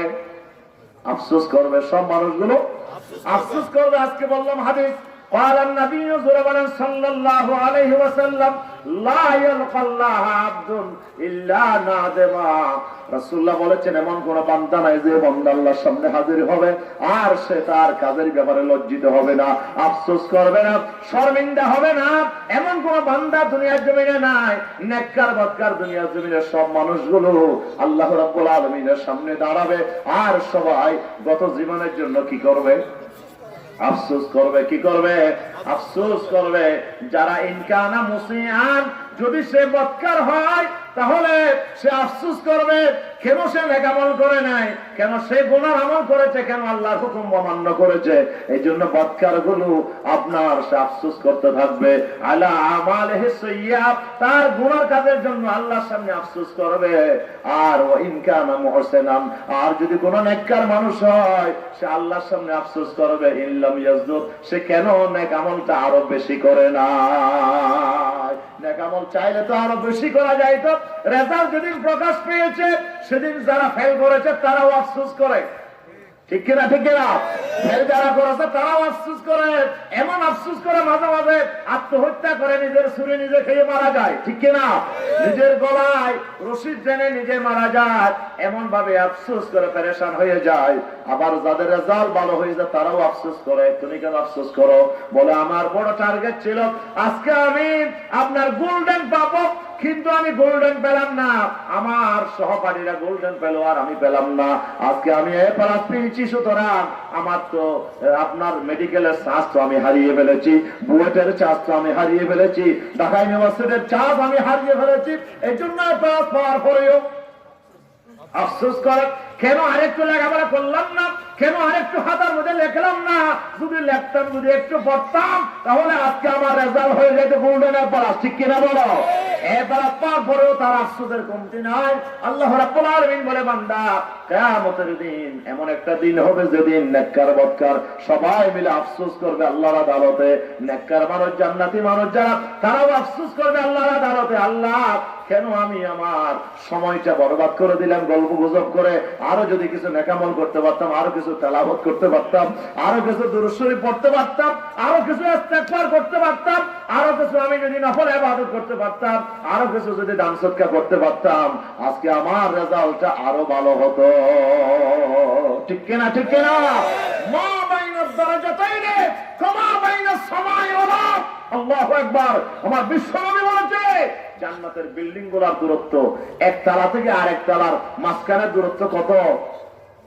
আমাদের দুনিয়াতে যে বিল্ডিং আছে এক তালা থেকে আরেক তালা যাইতে কফিট লাগে, কফিট নিচেরটা 12 ফিট 10 ফিট, এরপরে আরো যত যাবে তত কমে যাবে, 9 ফিট 9.5 ফিট, 8 ফিট, এভাবে কমতে থাকবে। মাত্র 8 ফিটে একতলা, 10 ফিটে একতলা। আল্লাহ রাব্বুল আলামিনের কাছে যেই তালা আল্লাহ তাআলা জান্নাতে তৈরি করছে, রাসূলুল্লাহ বলেন একতলা থেকে আরেকতলা দূরত্ব কত? মা বাইনাস সামাই ওয়াল আরদ, আকাশ আর জমিনের দূরত্ব। আল্লাহু আকবার। আপনার সাথে লেখাপড়া করছে, সে গেছে উপরের তলায় আর আপনি আছেন নিচের তলায়। সে বলে হাই আফসোস, আমি কেন উপরের তলা যেতে পারলাম না, এই জন্য নিচের তলাগুলো আফসোস করব। ঠিক কিনা? ঠিক কিনা? এই দিনও কিয়ামতের দিনের নাম কি? ইয়াউমুল হাসরা। এটি হচ্ছে অনুশোচনার দিন, এটি হচ্ছে অনুতপ্ত হওয়ার দিন। দুনিয়ার মানুষগুলো সেদিন আফসোস করবে। এই জন্য আমার বিশ্বনবী বলেছেন, ক্বালান নবী সাল্লাল্লাহু আলাইহি ওয়াসাল্লাম, মা মিন মাজলিসিন জালাসা ফীহি কওমুন লাম ইয়াযকুরুল্লাহ ফীহি ইল্লা কানা আলাইহিম তারাতান ইয়াউমাল কিয়ামাহ। বিশ্বনবী বলেছেন, এমন একটা মজলিসে কোন মানুষ বসেছিল, একদল মানুষ বসেছিল, কিছু মানুষ একটা বৈঠকে বসছিল, ওই বৈঠকে তারা কখনো আল্লাহর নাম জিকির করে নাই। কি করে নাই? আল্লাহর নাম জিকির করে নাই। এরপরে বৈঠক শেষ হয়ে গেছে, কিয়ামতের দিন তারা ওই বৈঠকের জন্য আফসোস করবে, কেন ওই বৈঠকে আমি আল্লাহ জিকির করলাম না, আল্লাহর জিকির ছাড়া বৈঠক কেন শেষ করলাম, আল্লাহর হুকুম মতো কেন আমি বৈঠকটা সম্পাদন করলাম না। এই জন্য মানুষগুলো আল্লাহর কাছে আফসোস করতে থাকবে। জোরে বলেন নাউযুবিল্লাহ, আরো জোরে বলেন নাউযুবিল্লাহ। কিয়ামতের দিনটা কত ভয়াবহ হবে আল্লাহ তাআলা কিয়ামতের নামের মাধ্যমে দুনিয়াবাসীকে জানাই দিয়েছে। ঠিক কিনা বলো? এরপরে সেই দিনের নাম কি? আল্লাহ তাআলা বলছে ইয়াউমুল হাসরা। আরেকটি নাম হচ্ছে ইয়াউমুত তাগাবুন। সুবহানাল্লাহ। কি নাম বলেন না? কি নাম? কোরআন শরীফে একটা সূরা আল্লাহ তাআলা নাযিল করছে, সূরাটির নাম হচ্ছে সূরাতুত তাগাবুন। 114 সূরার ভিতরে একটা সূরার নাম কি? সূরাতুত তাগাবুন। আল্লাহ তাআলা কিয়ামতের দিন থেকে আল্লাহ নাম রেখেছেন তাগাবুনের দিন। তাগাবুন মানে কি আমরা বুঝলাম না। আল্লাহ তাআলা বলেন ইয়াউমা ইয়াজমাউকুম লিয়াউমিল জামঈ যালিকা ইয়াউমুত তাগাবুন। আল্লাহ রাব্বুল আলামিন বলেন, যেদিন তোমাদেরকে তোমাদের রব একত্রিত করবে আল্লাহর আদালতে, সেই দিনটা হবে তাগাবুনের দিন। কিসের দিন? তাগাবুনের দিন। এখন তাগাবুন মানে কি আমরা বুঝলাম না। তাগাবুন এটা বাবে তাফাউলের মাসদার, একজন আরেকজনকে গোপনের শিকার করা। হবে না ফুলানুন ফুলানা, আরবিতে বলা হয় গবন মানে আপনার দুঃখা হাওয়া, গবন মানে ক্ষতিগ্রস্ত করা। আল্লাহ রাসূল বলেছেন, নি'মাতান মাগবুনুন ফীহিমা কাসীরুম মিনান নাস। দুনিয়ার জমিনে দুটো নিয়ামতের বেলায় অধিকাংশ মানুষগুলো দুঃখার সম্মুখীন, ক্ষতিগ্রস্ত হয়ে গেছে দুইটা নিয়ামতের বেলায়। জোরে বলেন না নাউযুবিল্লাহ। কয়টা নিয়ামত? দুইটা নিয়ামতের বেলায় বিশ্বনবী বলেছেন মানুষগুলো ধোঁকা খেয়ে গেছে, মানুষগুলো ক্ষতির সম্মুখীন হয়ে গেছে। কিয়ামতের দিন সে দেখবে কত ক্ষতিগ্রস্ত হয়েছে। আল্লাহর আদালতে গেলেই সে বুঝতে পারবে। আল্লাহ নবী বলেছেন দুইটা নিয়ামতের বেলায় আস-সিহহাতু ওয়াল ফারাগ। একটি হচ্ছে মানুষের সুস্থতা। কি সুস্থতা? এত বড় নিয়ামত মানুষ বুঝতে পারে না। যখন অসুস্থ হয়ে বিছানায় যখন ছটফট করে তখন বুঝে সুস্থতার দাম কত। সে চিন্তা করে আমি সুস্থ থাকতে কেন এই কাজটা করলাম না, আমি যখন দেহ ভালো ছিল তখন এই কাজটা কেন করলাম না, আফসোস করতে থাকবে। এই সুস্থতা আল্লাহ তাআলার এত বড় নিয়ামত। দুনিয়ার মানুষগুলো সুস্থতার নিয়ামত বুঝতে পারে না। সুস্থতা কত বড় নিয়ামত। মানুষগুলো সুস্থ থাকলে গল্প গুজবের সময় শেষ করে দেয়, সুস্থ থাকলে মানুষগুলো আপনার কিচ্ছা কাহিনীতে শেষ করে দেয়, গল্প গুজবে কেরাম খেলাতে মানুষগুলো শেষ করে দেয়, আপনার টিভি দেখাতে সময়গুলো শেষ করে দেয়। আল্লাহ তাআলা, আল্লাহ রাসূল বলছে সুস্থতা আল্লাহর বড় নিয়ামত। হসপিটালে যারা গিয়েছে তারাই বুঝে সুস্থতার নিয়ামত কত। ঠিক কিনা বলো?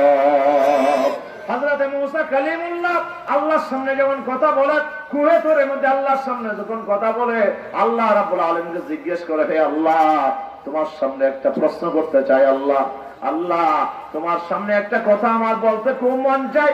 আল্লাহ বলে, ও মুসা কি কথা বলতে চাও তুমি বলো। আল্লাহ তাআলা অনুমতি দিলেন। মুসা আলাইহিস সালাম বলে, আল্লাহ তুমি আমার মাহবুদ, আমি তোমার গোলাম। তুমি আমার মাহবুদ, আমি তোমার গোলাম।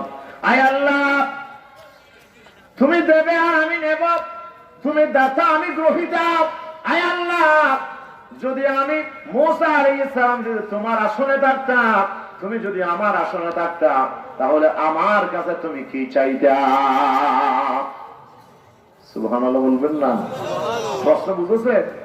মুসা কি বললেন? আল্লাহ, আমি যদি তোমার আসনে থাকতাম, আমি যদি তোমার মতো আল্লাহ হইতাম, আর তুমি যদি আমার আসনে, মুসার আসনে তুমি থাকতা, তো আমার আদালতে, আমার সামনে আপনি মুসা হিসেবে আমার কাছে কি চাইতেন? সুবহানাল্লাহ, কত বড় প্রশ্ন মুসা সাহেব আল্লাহকে বললেন। আল্লাহ তাআলা বলছে, মুসা, আমি যদি তোমার স্থানে থাকতাম আর তুমি যদি আমার আসনে থাকতাম, আমি তোমার কাছে একটা জিনিস চাইতাম, সেটি হলো সুস্থতা। কি কি চাইতাম? কি চাইতাম? সুস্থতা চাইতাম।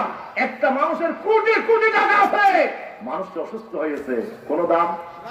বলেন, কোন দাম? যমুনা ফিউচার পার্কের মালিক বাংলাদেশে করোনা আক্রান্ত হয়ে মারা গেছে, ঠিক কিনা? কত হাজার কোটি টাকার মালিক সে নিজেও জানে না, যে বিশাল বিল্ডিং করেছে। যমুনা ফিউচার পার্ক যেটা করছে, এটা মানুষ ঢুকলে হারিয়ে যায় রাস্তা কোথায়, বের হওয়ার রাস্তা কোথায় মানুষ খুঁজে পায় না। কত বড় বিল্ডিং করছে, কত অগাধ টাকা মালিক।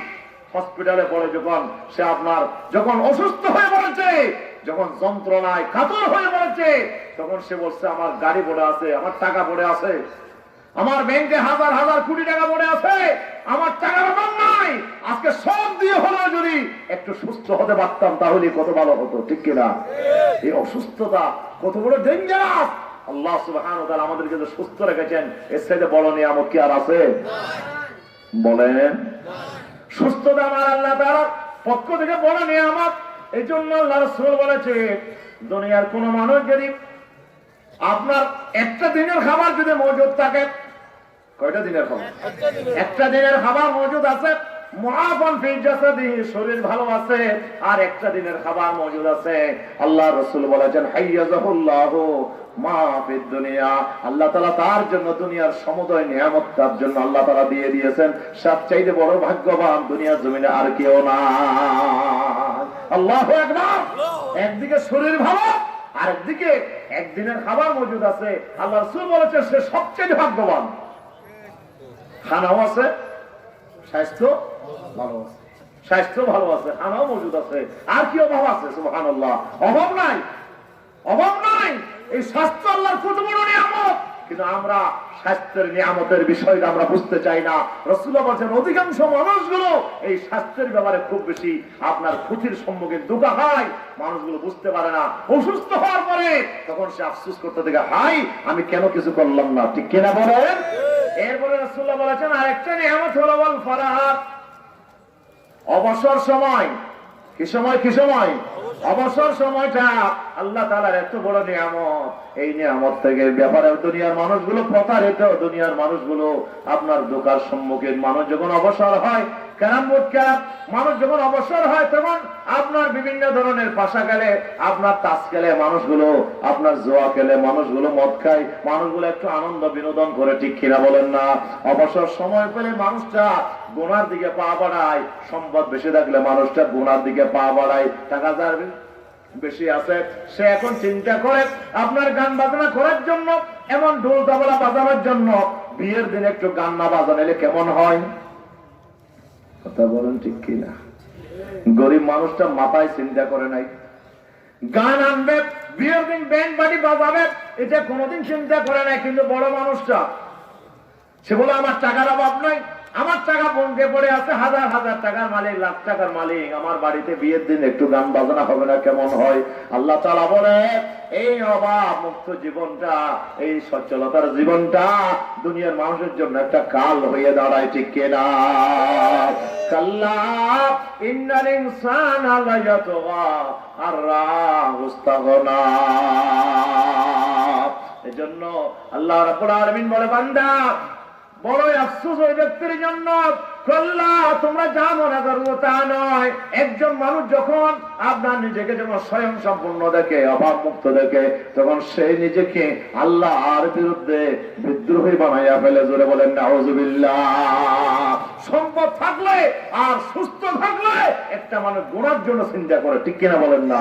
এজন্য সুস্থতা বড় নিয়ামত, আর অবসর সময় এটি বড় নিয়ামত। অবসর সময় বেকার মানুষকে যখন শয়তান পায়, রাসূল বাত্তালে দুঃখান শায়াতিন, বেকার মস্তিষ্ক, অলস মস্তিষ্ক শয়তানের কারখানা, ঠিক কিনা? শয়তান তার উপর সওয়ার হয়ে যায়, শয়তান তাকে দিয়ে বিভিন্ন কাজ করায়। যেন আমার আল্লাহ বলেছেন ফাইজা ফারাগতা ফানসাব, নবী আপনি যখন অবসর হয়ে যাবেন, আপনি যখন মূল দায়িত্ব পালন করে যখন অবসর হয়ে যাবেন, ফানসাব, আপনি নামাজে দাঁড়িয়ে যান। আল্লাহু আকবার, আপনি নামাজে দাঁড়িয়ে যান। আমার বিশ্ব নবীকে অবসর সময় কাটানোর জন্য আল্লাহ তাআলা নামাজের তালকিন করেছেন, ঠিক কিনা? আর আমরা অবসর সময় পেলে কি যাই? একটু দোকানে বসে একটু গল্প করি, একটু গীবত করি, মানুষের একটু সমালোচনা করি। অবসর সময় পেলে আমরা খেলাধুলায় মত্ত হই, আমরা জুয়া খেলায় মত্ত হই, আমরা নাচ গানে মত্ত হয়ে যাই, ঠিক কিনা বলেন না? মানুষগুলো অবসর সময়কে মূল্যায়ন করে না, আর সময় যখন ব্যস্ত হয়ে যায় তখন সে মনে করে এই যে সময় আমার হারিয়ে গেল, কেন এত সময় আমি নষ্ট করলাম? বিশ্বনবী বলে দুইটা নিয়ামতের ব্যাপারে মানুষগুলো বড় ক্ষতির সম্মুখীন হয়ে আছে। জোরে বলেন আল্লাহু আকবার। একটু জিকির করেন লা ইলাহা ইল্লাল্লাহ, জোরে লা ইলাহা ইল্লাল্লাহ, আর জোরে লা ইলাহা ইল্লাল্লাহ, লা ইলাহা ইল্লাল্লাহ, লা ইলাহা, জোরে লা ইলাহা,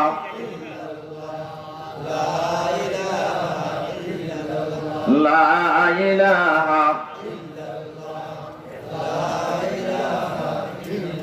লা ইলাহা ইল্লাল্লাহ, লা ইলাহা, লা ইলাহা, লা ইলাহা ইল্লাল্লাহ মুহাম্মাদুর রাসূলুল্লাহ সাল্লাল্লাহু আলাইহি ওয়াসাল্লাম। আল্লাহ সুবহানাহু ওয়া তাআলা কিয়ামতের দিনটার নাম রেখেছেন তাগাবুন।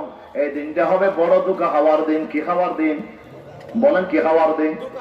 দুঃখ হওয়ার দিন, হার জিতের দিন। মানুষগুলো প্রতারিত হবে, দুঃখ হবে। কিয়ামতের দিন আল্লাহর সামনে হাজির হওয়ার পরে মানুষগুলো ধোঁকা খেয়ে যাবে। কারা কারা ধোঁকা হবে, কারা কারা ক্ষতিগ্রস্ত হবে, কারা কারা প্রতারিত হবে, মুফাসসিরিনে কেরামগণ তার বিভিন্ন ক্যাটাগরির কথা বর্ণনা করেছে। কিয়ামতের দিন এক শ্রেণীর মানুষ ধোঁকা হবে, কিয়ামতের দিন প্রতারিত হবে। কোন মানুষগুলো? আল্লাহর আদালতে সে আশা করেছিল পার পেয়ে যাবে, আল্লাহর আদালতে আশা করেছিল, বেশি নেকামল করেছে, বেশি আপনার ভালো ইবাদত বন্দেগী করেছে, আল্লাহ রাব্বুল আলামিনের আদালতে যখন হাজির হয়ে যাবে, সে আপনার আরজু করেছে, সে জান্নাতে চলে যাবে, সোজা বেহেশত হয়ে যাবে তার ঠিকানা। এরপরে যখন আল্লাহ তাআলা বিচার শুরু করবে, তখন একজন একজন একজন একজন তার বিরুদ্ধে আল্লাহর আদালতে বিচার নিয়ে আসবে। আল্লাহর হাবিব বলেছেন, আতাদরুনা মানিল মুফলিসু ফি উম্মতি, ও আমার উম্মতেরা জানো আমার উম্মতের ভিতরে কারা, কোন লোকটা সবচেয়ে বেশি গরীব? বিশ্বনবী জিজ্ঞেস করেছে কোন মানুষটা বেশি গরীব?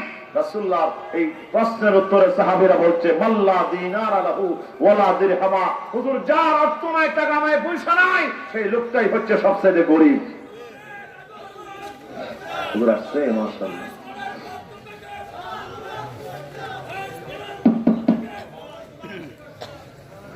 নারায়ে তাকবীর, নারায়ে তাকবীর। প্রধান মেহমানের আগমন, প্রধান মেহমানের আগমন। মাশাআল্লাহ, আমাদের আজকের মাহফিলের মধ্যমণি যার জন্য অপেক্ষা করছি, তিনি আমাদের মাঝে এসে পৌঁছেছেন। জোরে বলি আলহামদুলিল্লাহ, আর জোরে বলি আলহামদুলিল্লাহ। আমি আর বেশিক্ষণ আপনাদের খেদমতে সময় নেব না, আমি এই কথাটা বলে আপনাদের কাছ থেকে বিদায় নিয়ে নেব। আল্লাহ তাআলার আদালতে যে দিনটা আমাদের সামনে আসতেছে, এই দিনটাকে আমার আল্লাহ তাআলা বলছেন ইয়াউমুত তাগাবুন। এটা কিসের দিন? এটা তাগাবুনের দিন, মানুষ ক্ষতিগ্রস্ত হওয়ার দিন, প্রতারিত হওয়ার দিন। একজন মানুষ আশা করেছিল সওয়াবের বড় পাল্লা নিয়ে এসেছে, সোজা জান্নাতে চলে যাবে, আল্লাহ রাব্বুল আলামিনের সামনে মুক্তি পেয়ে যাবে। কিন্তু আল্লাহ তাআলা যখন বিচার শুরু করবে, তখন কিয়ামতের দিন আল্লাহ রাব্বুল আলামিনের সামনে বিচারের আদালতে যখন হাজির হয়ে যাবে, আল্লাহ তাআলার সামনে একজন একজন করে তার বিরুদ্ধে বিচার নিয়ে আসবে, একজন একজন করে তার সামনে বিচার নিয়ে আসবে। আল্লাহ রাব্বুল আলামিন বলে, বান্দা ফলানা তার ব্যাপারে অভিযোগ করে বলবে কতলা হাজা সফেকা হাজা দরবা হাজা শতমা হাজা, একজন তার সামনে এসে বলবে।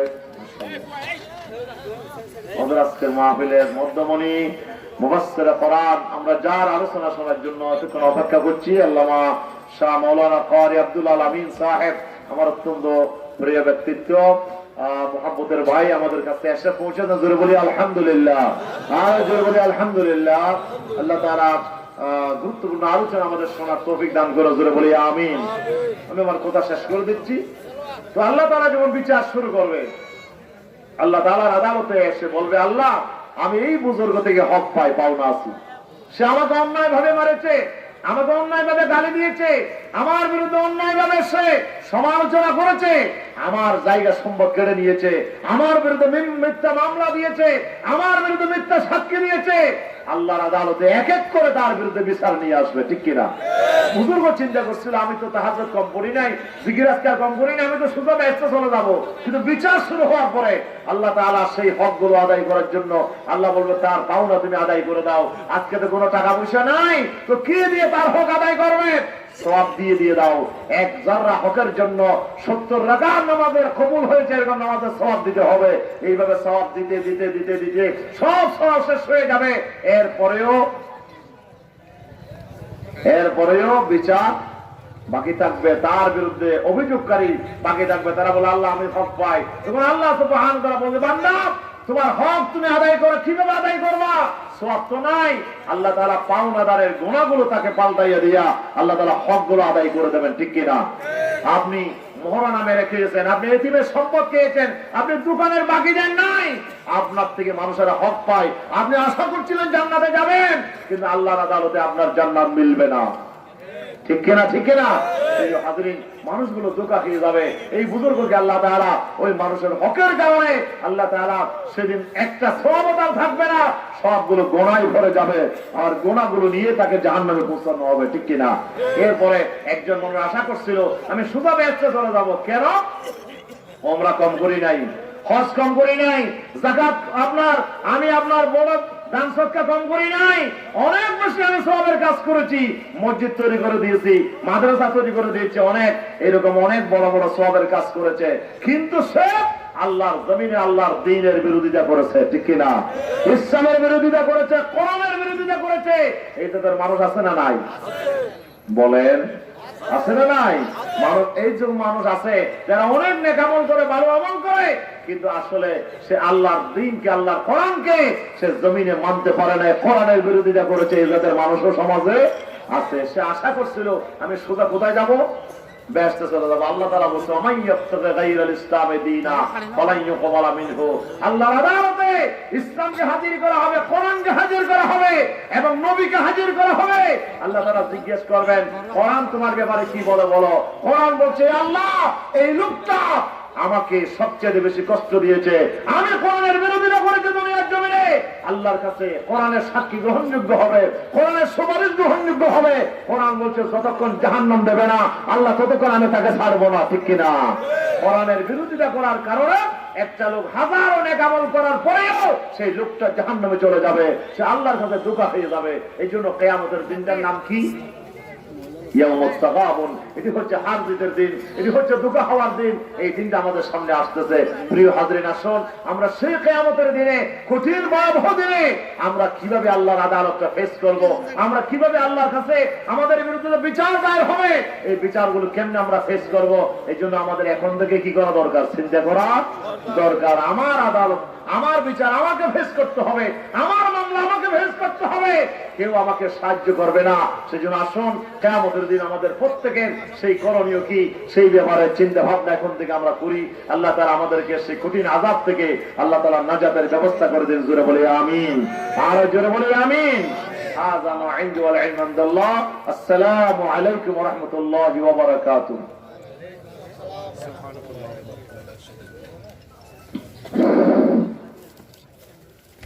আলহামদুলিল্লাহ, সুম্মা আলহামদুলিল্লাহ।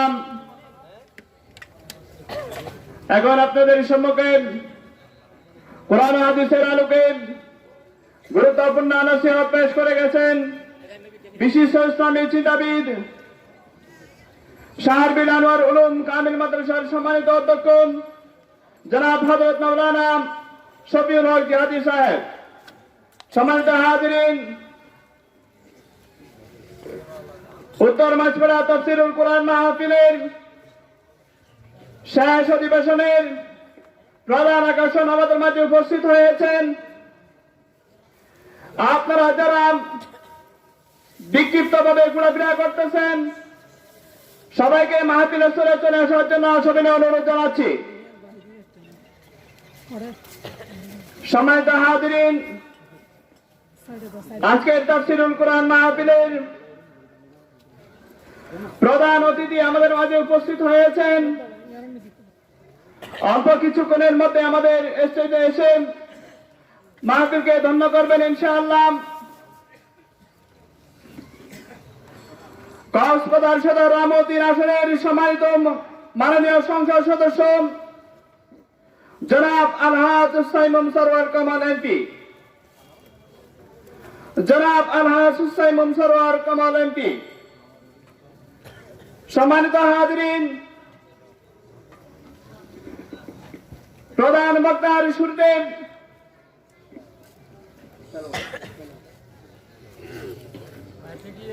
কালামে পাক থেকে তেলাওয়াত করার জন্য সবিনয় অনুরোধ জানাচ্ছি ছোট ভাই সিফাত বিন আব্দুর রশিদকে, ছোট ভাই সিফাত বিন আব্দুর রশিদকে।